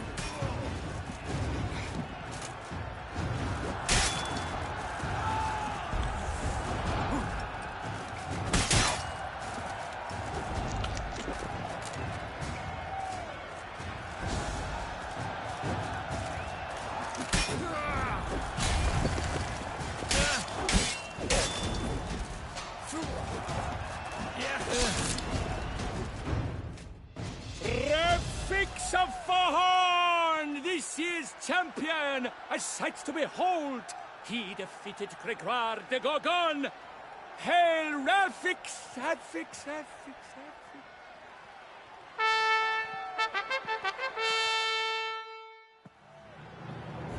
As patron of this grand tourney, I've the honor to decorate our grand champion.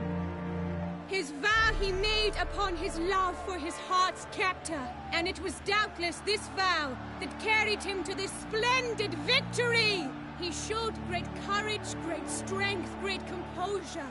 He fought nobly with honor, and thus rightfully deserves the title of this year's Champion of the Arena. I need to talk to you. Not now. We shall meet later in my tent. I've duties to attend to, as do you. Folk regard you. The least you should do is wave.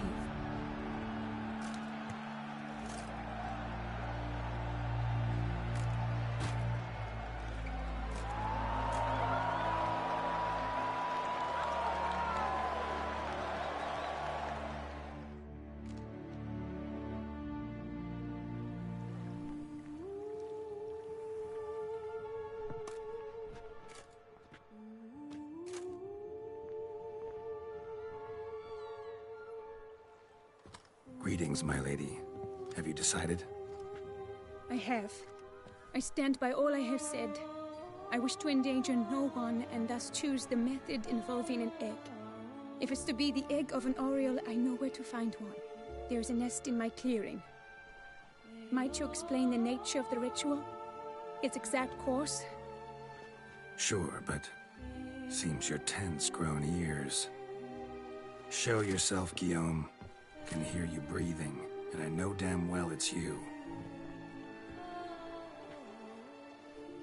Why are you here, sir? This is a private audience. Geralt, what is the meaning of this? Is this some scheme you've hatched unbeknownst to me?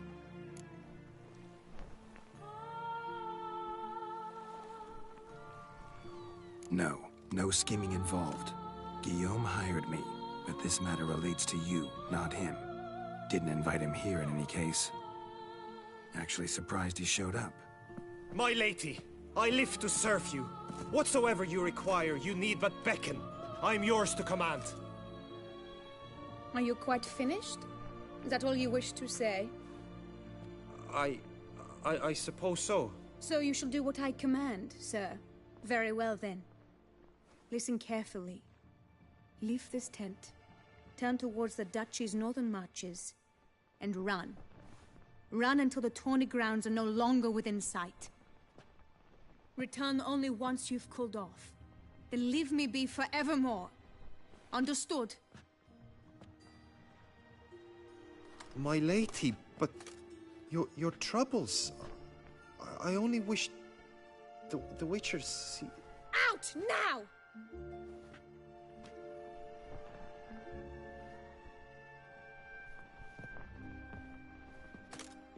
You assured me I could trust you!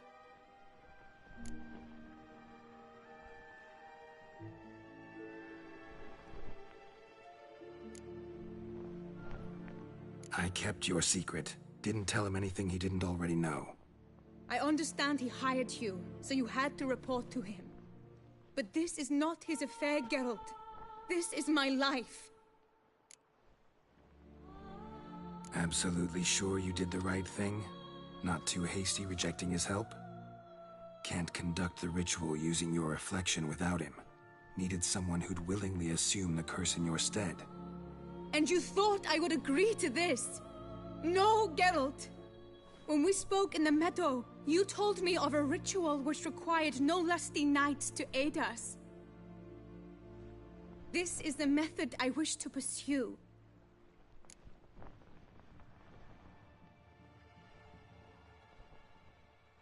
Need to find an egg, preferably an Oriole's. Ritual itself isn't complicated, but like I said before, there'll be a side effect. Still sure you want to go through with it? Yes. I saw a nest in the clearing where we spoke. But before we go, tell me, what will become of the chick? We'll have to break the egg.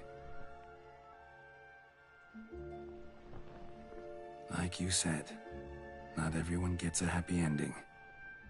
And for a dream to come true, there must be sacrifices. Very well. Let us go.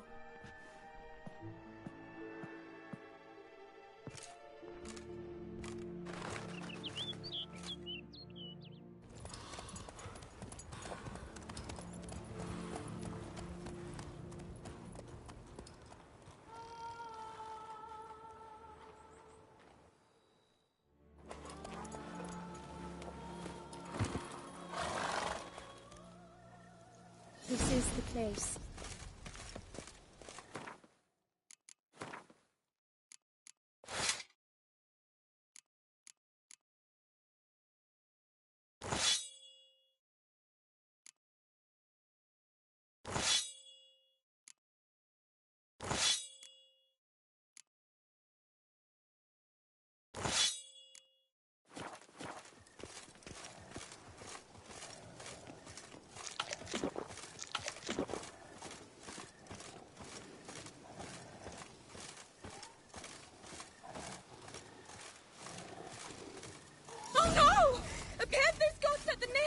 Stand back. I'll take care of this.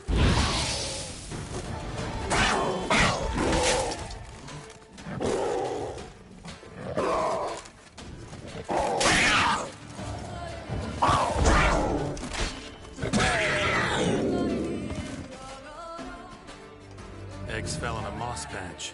They're fine except for one. It's cracked. Will it do? Think so.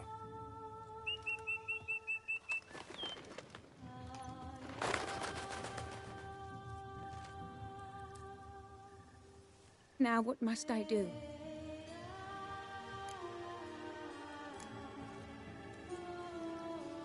Just to be sure, gonna ask one last time. Positive you want to do this? If we succeed, the changes will be irreversible. You'll probably also only have 7 years left to live, at the most. 7 years free of the fear that someone might spy me at the wrong moment? Of the stigma of being a freak, a monster? 7 years of a life both true and unfettered. Yes, Geralt. I'm certain I wish to do it. All right.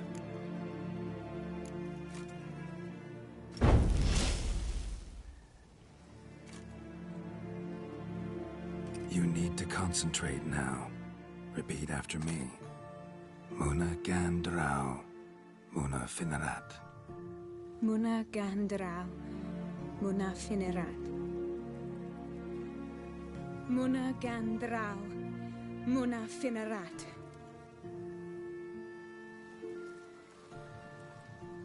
Muana Gandrau, Muana Finerat.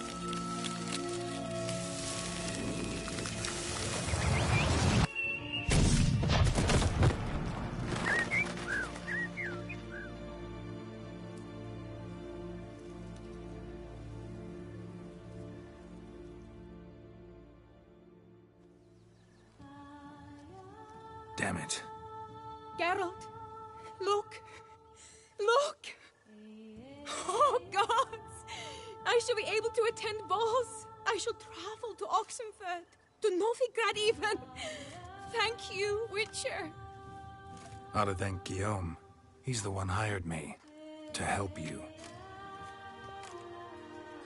Yes, I'm grateful to him as well, immensely. Will you tell him so for me?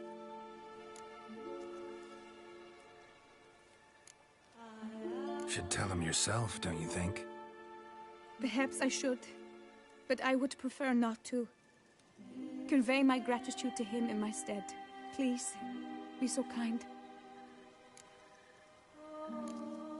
Sure, I'll tell him. Farewell, Vivian.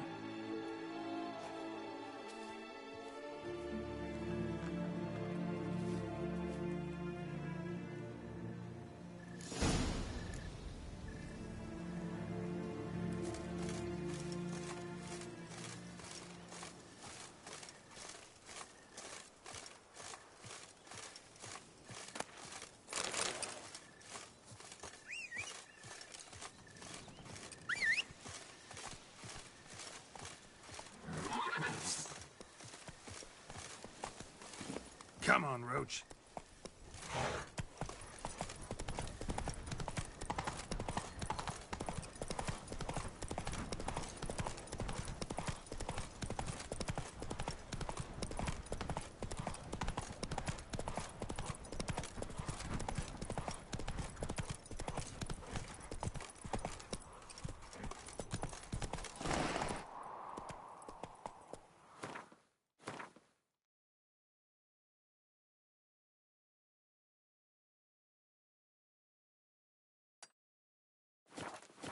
Run, Roach.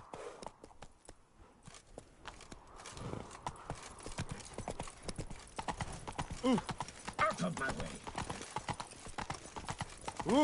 For work and no play, right? Long live Best cure for the beast, a witcher.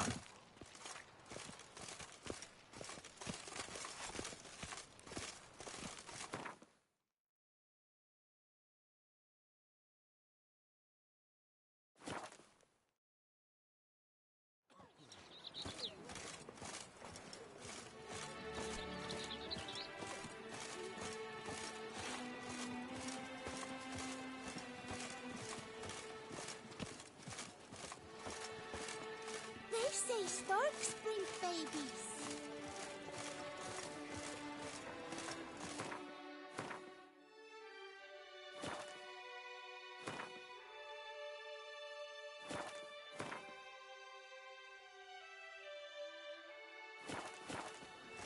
I pledge my love to win the tourney.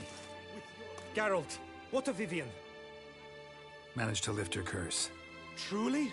So all will be well. Her troubles are done?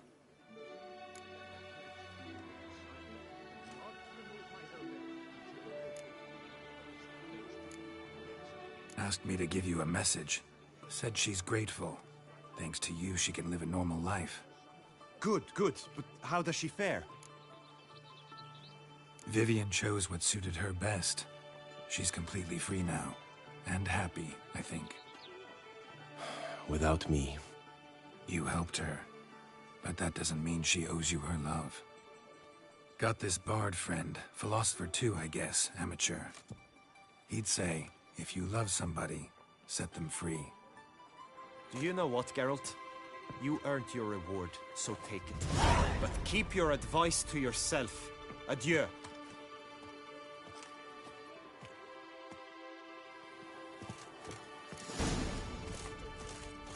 By my troth, shall we shake us from woe? A fruitful hunt to you, Witcher.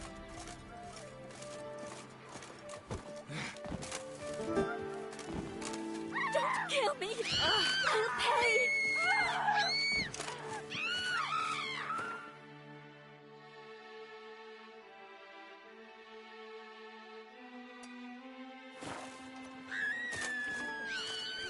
Your boots could use some polish, Vagrant.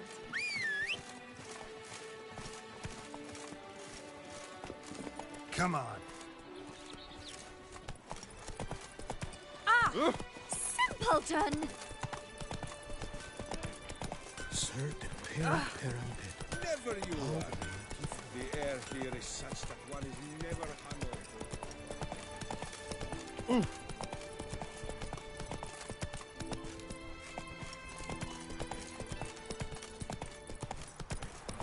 Giddy up.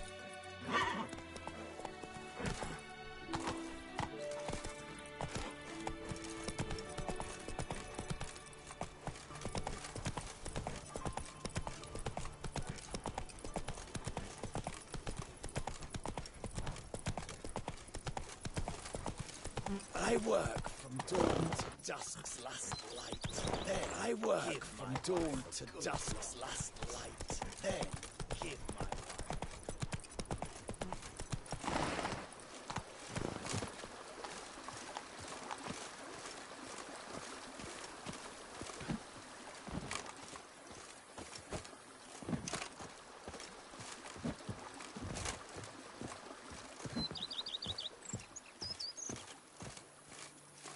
Welcome home, sir.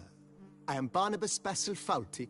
By order of the Duchess, I shall serve you as Major Domo of Corfu Bianco. I previously served with distinction at the Nibli family manor and in Nazaire with Admiral Rompali, who, as you are certain to know, is an extraordinary, demanding gentleman. Whoa, Barnabas Basil. One thing you ought to know. I'm not your typical landed gentleman. Truth be told, this is the first real property I've ever owned. Oh, in that case, you must leave it all to me. I shall organize, see to everything, and whip the house into order. I dare say this place will soon be the most prosperous vineyard around. Great. Can already see I'm in good hands. Vineyard comes across as a place with a rich history. Know who owned it before me? Baron Rossel, who went bankrupt, forcing him to sell the estate to the Duchess. The Baron, in turn, had purchased it from Monsieur Bolius of the Headsman, a truly colorful man of Kedweni origin. He was actually a headsman? No, not him, but his great-grandfather. Indeed. Apparently, he was a common cutpurse who somehow secured for himself the post of ducal headsman in Beauclair. Went about his work with an exceptional penchant. They say he chopped off more heads than there are grapevines in the ducal vineyards. He never hesitated, not once. Never sliced unevenly, never botched a job. For his exemplary service, the Duke granted him a title and this estate. Monsieur Bolius, on the other hand, was an engineer in his younger years. Once retired, he settled here and took to producing wine. Sadly, Misfortune struck, and he lost his sense first of smell, then of taste. Additionally, he could not drink alcohol. His medic forbade it. Shame that. He gave up making wine? Not at all. He made even more of it. Began throwing wild balls to which he'd invite friends from far and wide in order to treat them to his wine and delight in the fact that at least someone could enjoy it. It's the sort of man he was, Monsieur Bolius. Mind giving me a little tour de Corvo Bianco? Not in the least. Follow me, please. I think it would be practical to begin on the hill.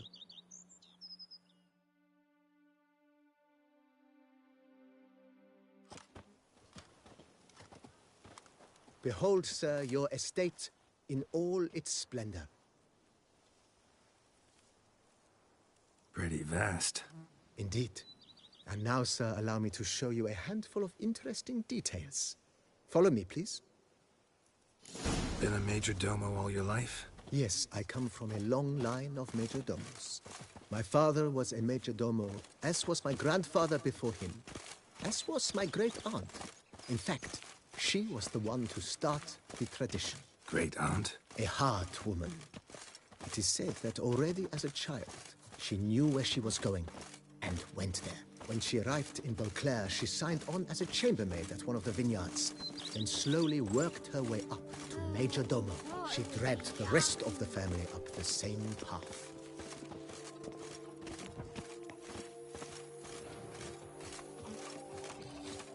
The servants' quarters. I occupy the green home. With the Duchess's permission, I have hired a full staff. Their salaries to be paid from the ducal treasury. Nice of her. Not the most sightly part of the estate, I admit. But I think it's worthwhile for you as master of the domain to know where the help stays.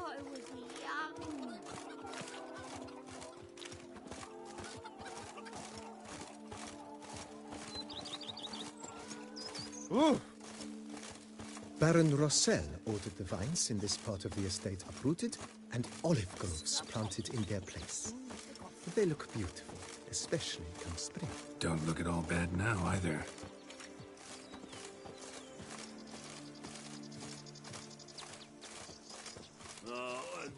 Down below lies your vineyard, where we grow a strain of Carfaneri, one of the world's oldest. Aged in oak barrels, it provides for an exquisite wine with distinct blackberry, wild cherry, plum, and cinnamon notes. Marvelous. Have to try it one of these days. I liked you from the start. Every witcher I've known has been a swell lad. Nice well. Picturesque. Yes, though it ran dry long ago. During the raucous feasts Master Bolius held, he would order it filled with wine. There's a tale about a guest attending a Bolius ball for the first time and thus unaware of the custom. He had suffered great heartburn and had decided to end his life by jumping into the well. The festivities were coming to a close, and the well was nearly empty when the suicidal guest finally jumped. Instead of killing himself, he merely broke his legs. To numb the pain, he drank the wine. Drank himself to death? Not at all. When found the next day, he had concluded he'd witnessed twin miracles. The water had been changed into wine, and he had survived. He retired to a monastery in the Dragon Mountains and began preaching the wisdoms of Lebioda.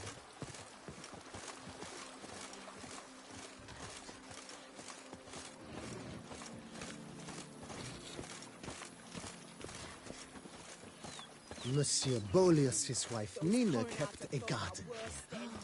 A supremely lovely place. Bit neglected now. I agree. Yet nothing stands in the way of restoring it to its former glory, and once again planting it with herbs and other vegetation.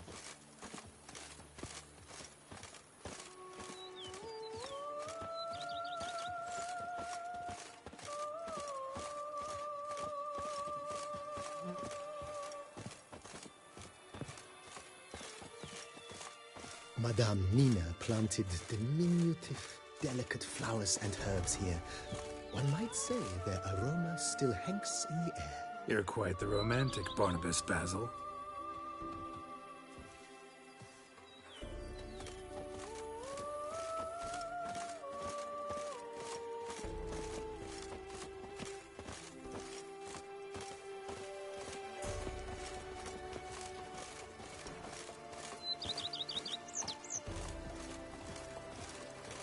Are knights errant? They're so heroic. We had to summon a witcher to do their work.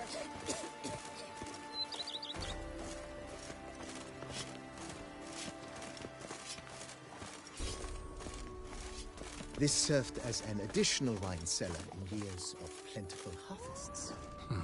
Bit of work, and it'll make a fine stable for Roach.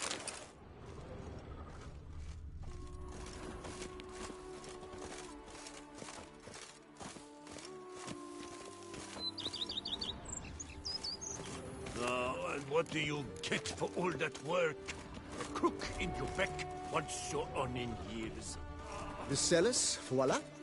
During Monsieur Bolis's time, wine was kept here, but Baron Rossel used it to store olive oil as well. I took the liberty of cleaning up the mess, which I made while fighting the Bruxa.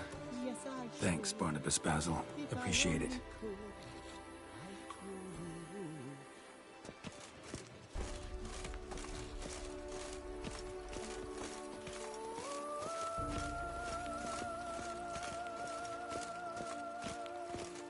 As you can see, the facade is, how to put it, slightly stained. But one cannot deny it, a certain subtle southern charm.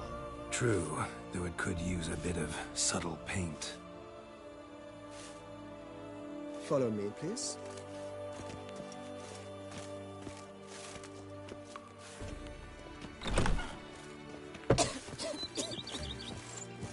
And welcome inside. On the left is the master bedroom. On the right, the dining hall and kitchen. Upstairs, you shall find the guest room, currently used for storage.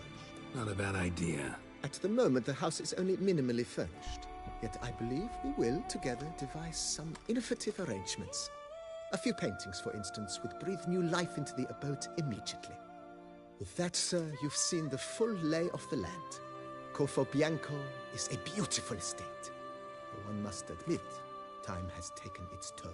If forgive me for being forward, but if you were to choose to invest a small sum towards its beautification, consider me at your service on the matter. Think I'll take you up on that. Be sure to come and see you if I decide to do any remodeling.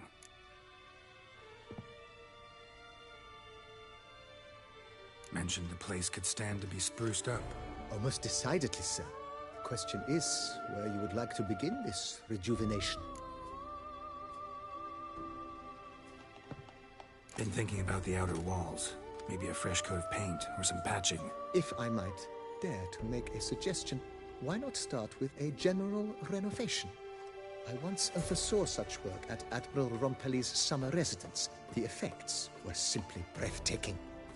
Not only did the residence positively sparkle afterwards, but we also made room to display the Admiral's armor and weapons, of which he was a passionate collector.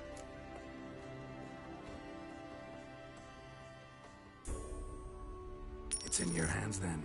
Make the place shine. I shall get to work immediately. Within a day's passing, I shall have sent for the crew which rebuffed the Admiral's residence. They are the finest specialists around. Highly skilled at what they do, it shall not take them too long, I wager.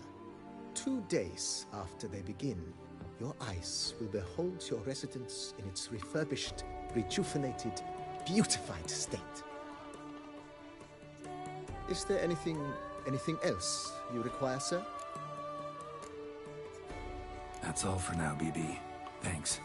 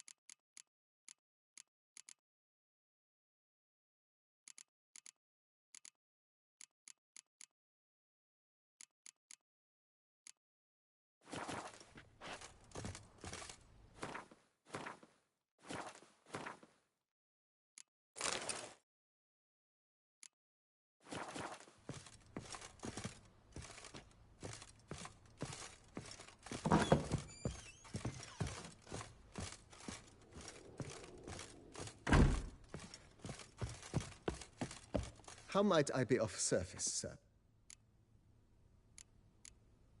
Starting to... As you wish, sir. Got these spacious grounds. Oh, yes. The way I see things, given your trade, sir, you would be wise to put in a grindstone and an armorer's table. A good way to start things off, don't you think? My armor needs work from time to time. You know, oil this, reinforce that. Could use a decent work table where I could do all that. Admiral Rompali once hired a specialist who made the finest armorer's tables this side of the Yeruga. I will contact him at once.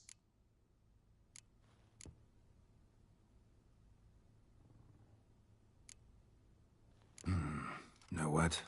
Might not be the best time to lay out that kind of coin. Let me sleep on it. Ponder. Let's put it... Not the slightest My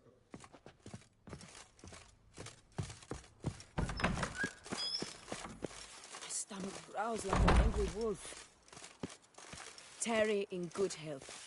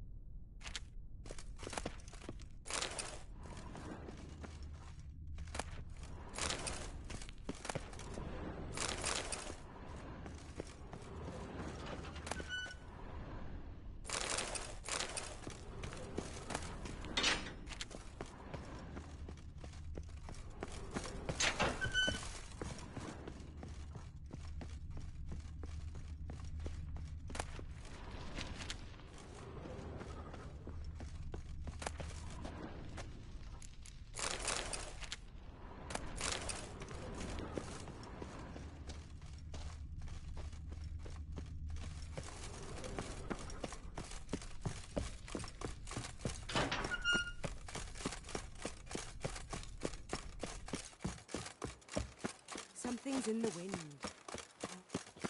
A man who dare not down some red is a man who...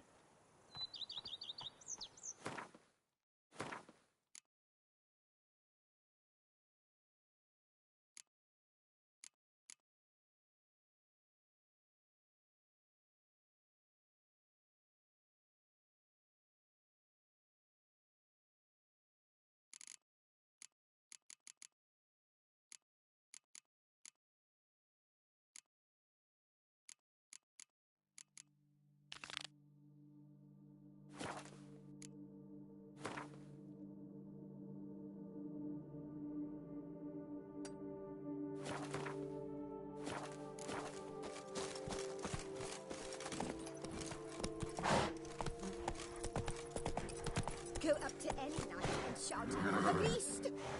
Come on. Or should I say she once had?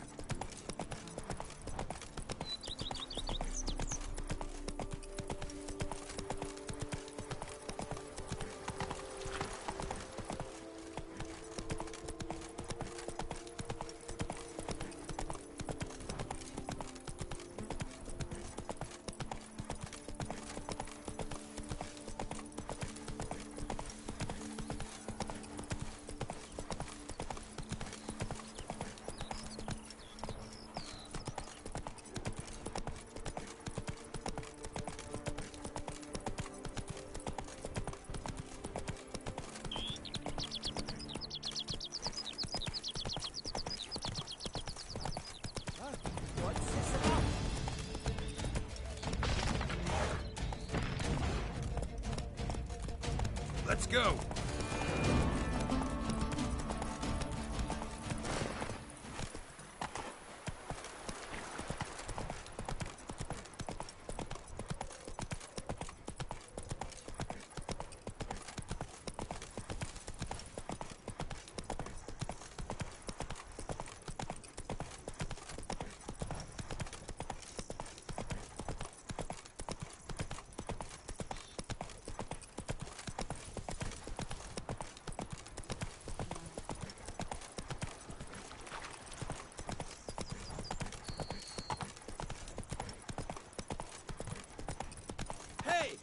Stay here, please.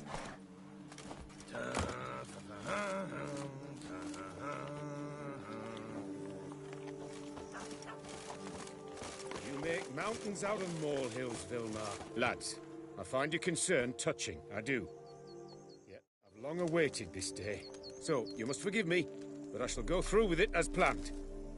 Ah, it seems my guide has arrived. Greetings. Greetings to you, White Wolf.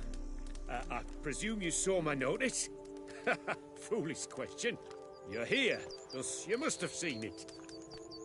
Forgive me, I should introduce myself. Count Belladal, a great admirer of your deeds. Thanks. Not something we Witchers hear often. But Count, sir, do you mean to go off with just this Witcher? A right hardy fellow he is, no ponce, I'm sure. But your expedition's too risky on the whole. And not taking us with you's, pardon my saying it, right daft. You exaggerate, Vilmar. I believe I can manage to survive half a day without someone there to wipe me arse in my stead. My guards lament, Witcher, but you must forgive them. Now, to get down to brass tacks, as you've no doubt gleaned from the notice, I've a rather extraordinary proposition for you. I'm a lover, Witcher, of nature. A devotee of the wild. And Toussaint is home to several species not encountered elsewhere. I'd like you to accompany me on an expedition whose aim is to... preserve them. Yes. Naturally, you'll protect me should the need arise. My ever-vigilant guards, see, will report any reckless behaviour to my wife if I get so much as a scratch. And then woe will be me.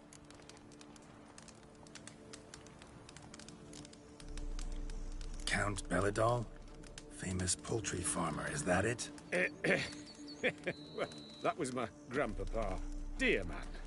But my trade is the wine trade. I import the finest vintages to Covere, my homeland. It's the very reason for my frequent visits to Beauclair, during which I like to, partake of nature, let us say. Really need a Witcher to, partake? Got guards of your own. Take them, save some coin. I could, surely. But they too deserve a bit of rest, relaxation. Right, lads? Besides, I've plenty of coin. Coin that needs spending. Who dares stop me? Ah, so this is about a rich man, bored stiff, seeking thrills. There's also Clarissa, who... Vilmar, please. Who what? My daughter. I always return from my travels with some souvenir or another. She looks forward to them tremendously. But we did not meet to chat about my family. We must discuss our venture, must we not?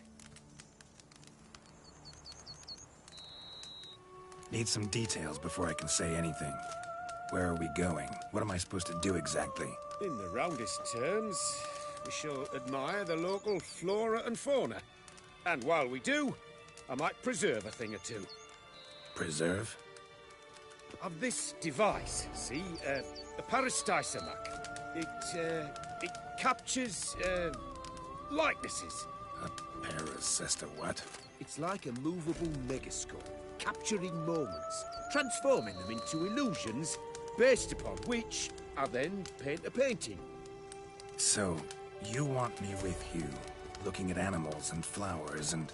Well, that's more or less what it amounts to, yes. Except you will first have to track down the creatures I wish to capture. I know only the very approximate locations of their habitats. Well, and should any trouble arise, we'll have your sword at the ready, right? So, agreed? Pretty unusual contract. I couldn't agree more, yes. And I'm prepared to pay a commensurately high fee. Don't mind if we actually talk about exactly how high that'll be first, do you? Why ever would I? Please, simply tell me how much you wish to receive.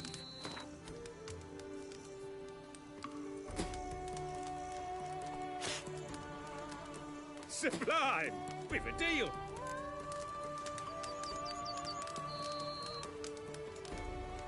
Doesn't seem hard. Be glad to do something pleasant for a change. Sublime. In that case, here's your map. Before coming here, I dispatched requests to several local hunters. They located the habitats of the species of interest to me and marked out their ranges on the map. Good thinking.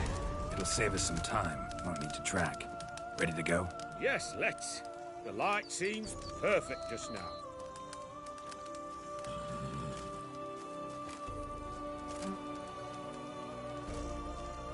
I do what they paid me to do. That's it. Seems I got the map, so I'll lead. Wouldn't rather be out here with those guards of yours? You jest. It's deliverance to emerge from under their wings. Believe me, they're overprotective. Oppressively so. I wish to admire the wildlife. Preserve it. Not watch them kill it in a fit of misguided fear for my life. What if the wildlife attacks us? Then we shall have no other recourse. I do not wish to be something subtler for you, but as long as they remain calm, we've no need to provoke them. It's of the utmost importance to me, in fact.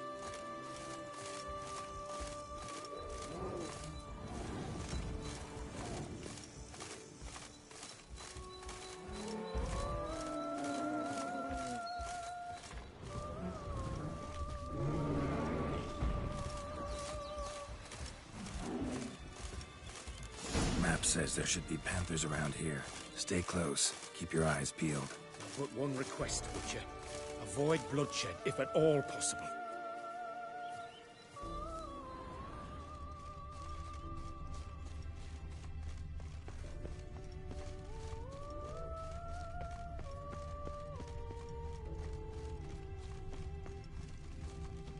Hear that? Panthers. Frankly, I did not hear a thing. Clearly, your senses are far more acute than mine. I must rely on them.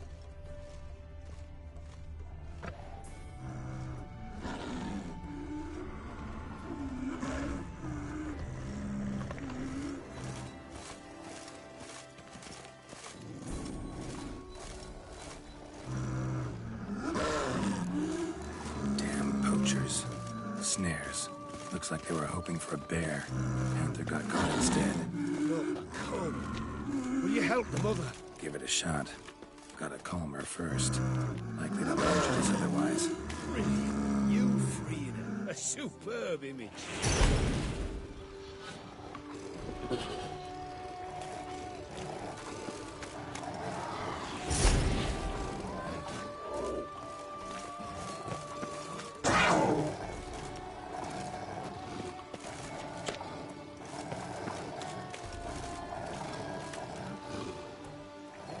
Folk call witches heartless. This will put the light to that. Oh my! I failed to warn you. Apologies. The Peristysomac has an added lantern. You must look away or it'll blind you.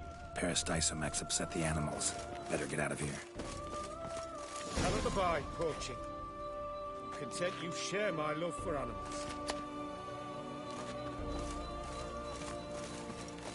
Got pretty broad interests for a man of the city.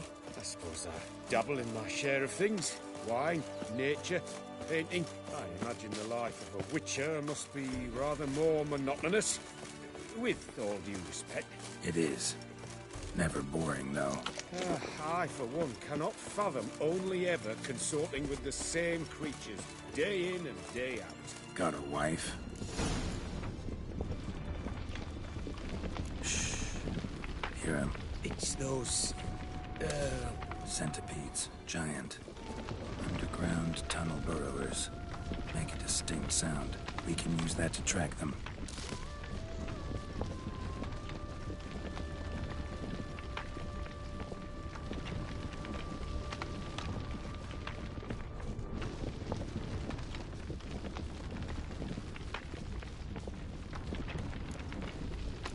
Sounds loud and clear here.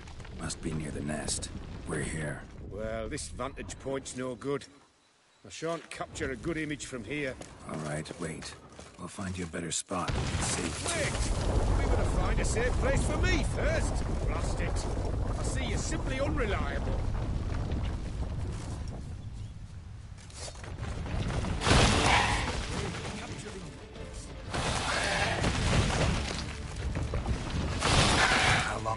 make me wait.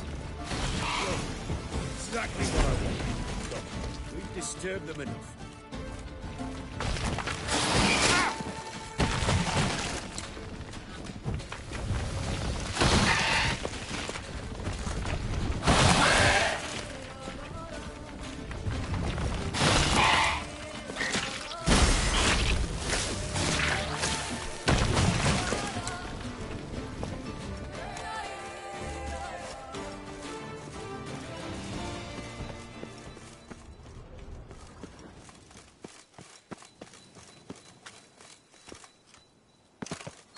Find a place where I would have a good view.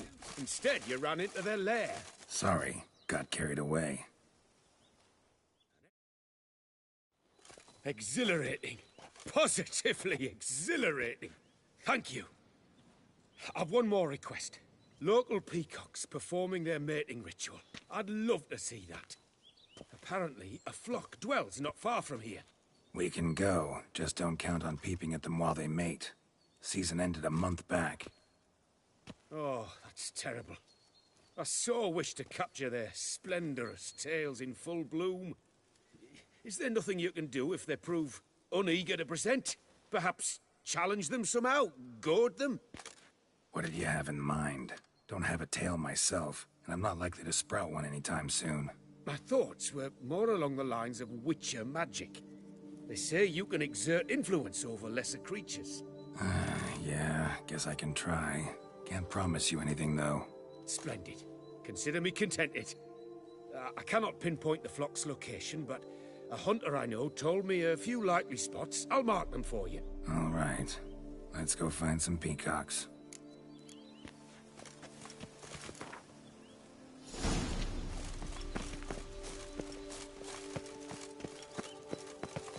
I was wondering, why peacocks? My daughter is rather fond of them. They will be a treat for her. We're close. Eyes in the back of your head. A feather from the rump, coated in suet. Cock shed it recently and the suet's got a distinct scent. Ought to be able to track the flock. A witcher in action. What a treat to watch.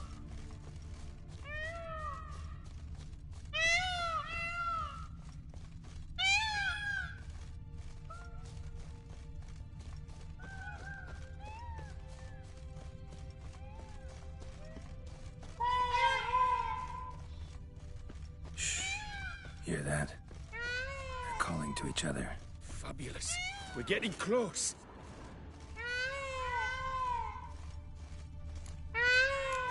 Oh, that's lovely. Now, if they could just splay their tails.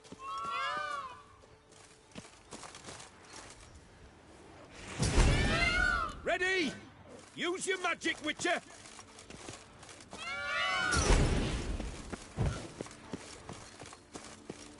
Oh, this'll be a masterpiece! Smile, please!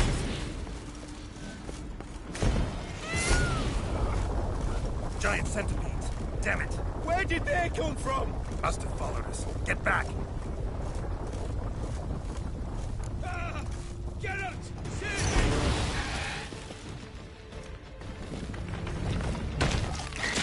Ah! Geralt!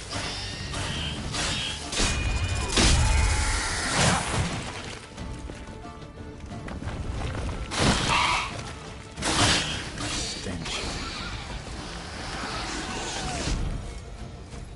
All over now.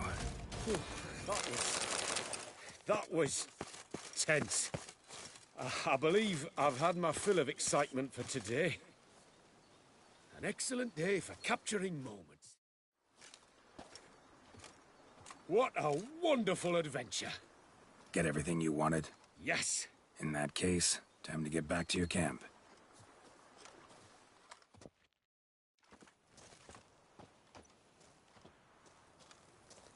Returning your lord to you, safe and sound. You've our gratitude, Master. You see, lads, there was nothing to fear. Thank you, Witcher, for looking after our day count. Seems the jaunt did 'em wonders.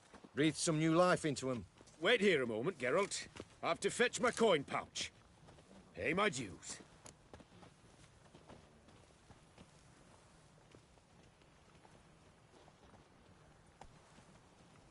No need to thank me. Gladly have more contracts like this. Counts a wonder, ain't he? It's a sad injustice, the misfortune that's touched the family. Misfortune? Made no mention, did he? 10 years back, his lass, Clarissa's her name, took a spill off her horse. Been bedridden ever since. Cannot walk of her own. She'd been the life of the house before the calamity. A merry sprite what filled every corner with joy. Count would oft take her out on trips. She loved animals too. Excursions he makes now, or rather, paintings he brings home. They's her only window on the wider world. Sorry to make you wait. Some of your shenanigans proved a little unnerving. Yet I still consider the day a success. Seems even witches have a sense of humour. Do something deranged at times. Good to know. Yeah, I'm a wild and crazy guy. Your reward. Use it well. Thanks. I've one other matter I wish to broach. In a few days' time, I shall exhibit my work for some friends, my coterie, so to speak. Would you come by? Why not, if I'm in the area? Splendid. In that case, I shall see you at my lodgings. I'm staying with a friend while in Toussaint, near a village named Francolar. I'll be by. See you. Witcher or not, you still bust your bum. Hey! Over here, please! Heard you calling. Wanted to talk? I did, for we're neck-deep in trouble. Of the spider kind. Need a maid with a broom, not a witcher. You fail to understand. These are huge. The size of pigs or dogs.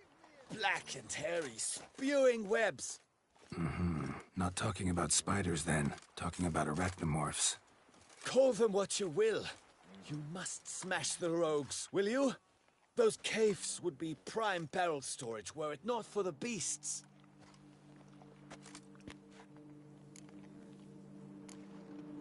First things first. Need to talk about my reward.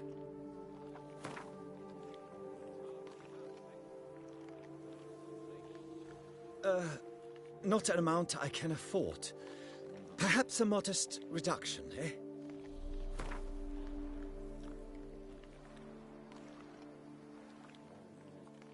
Not far now. Not far now. We find...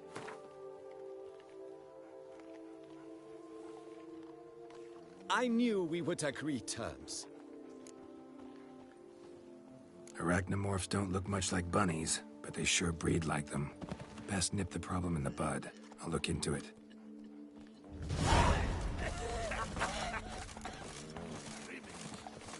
My hand shakes. What's your flim-flicking step?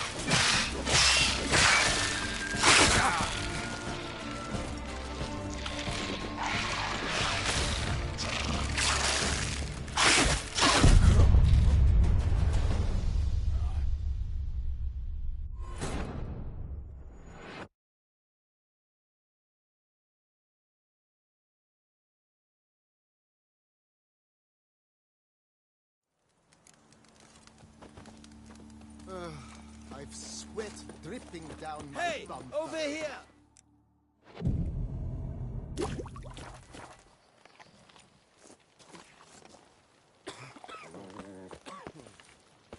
Yes, Witcher? Witcher? I'm going to save with my hands!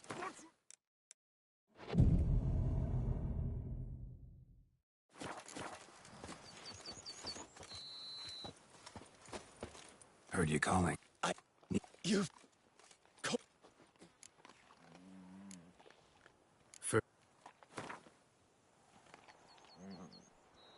I knew we would agree terms. Need to think about it. Will you... Arachnamorph. I do what they paid me to do. That's it. Works hard on the nerves, eh? That's why you're so great.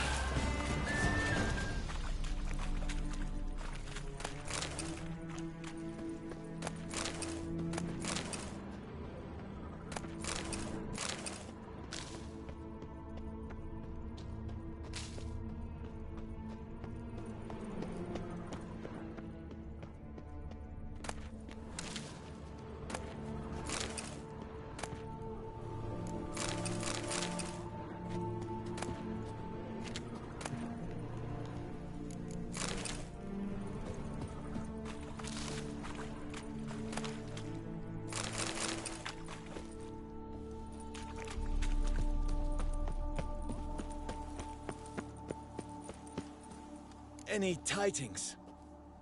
All taken care of. Went inside and cleaned up. Thank the gods! And you too, of course. Was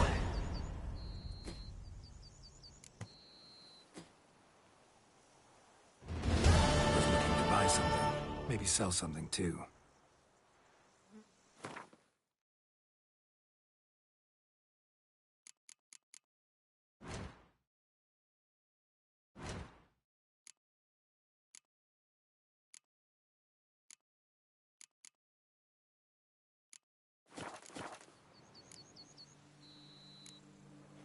Wine trade. Been at it for a while? Not terribly long, to be candid. I apprenticed to be an alchemist, but proportions were never my strong suit. So I took to trading in wines. More pleasant, I must say. One drinks on the job and no one ever complains. Makes sense. And the world's always a bit more bearable on a buzz. Was...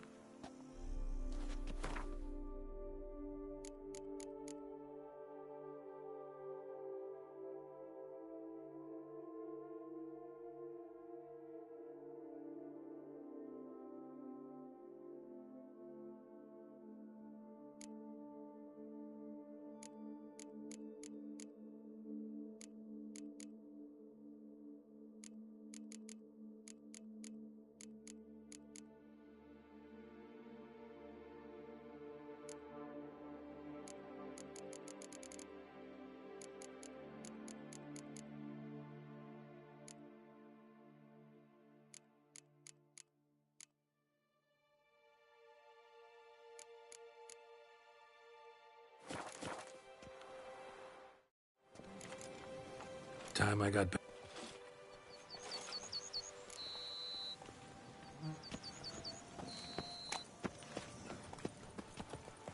The forest, a mighty forest, the calmest.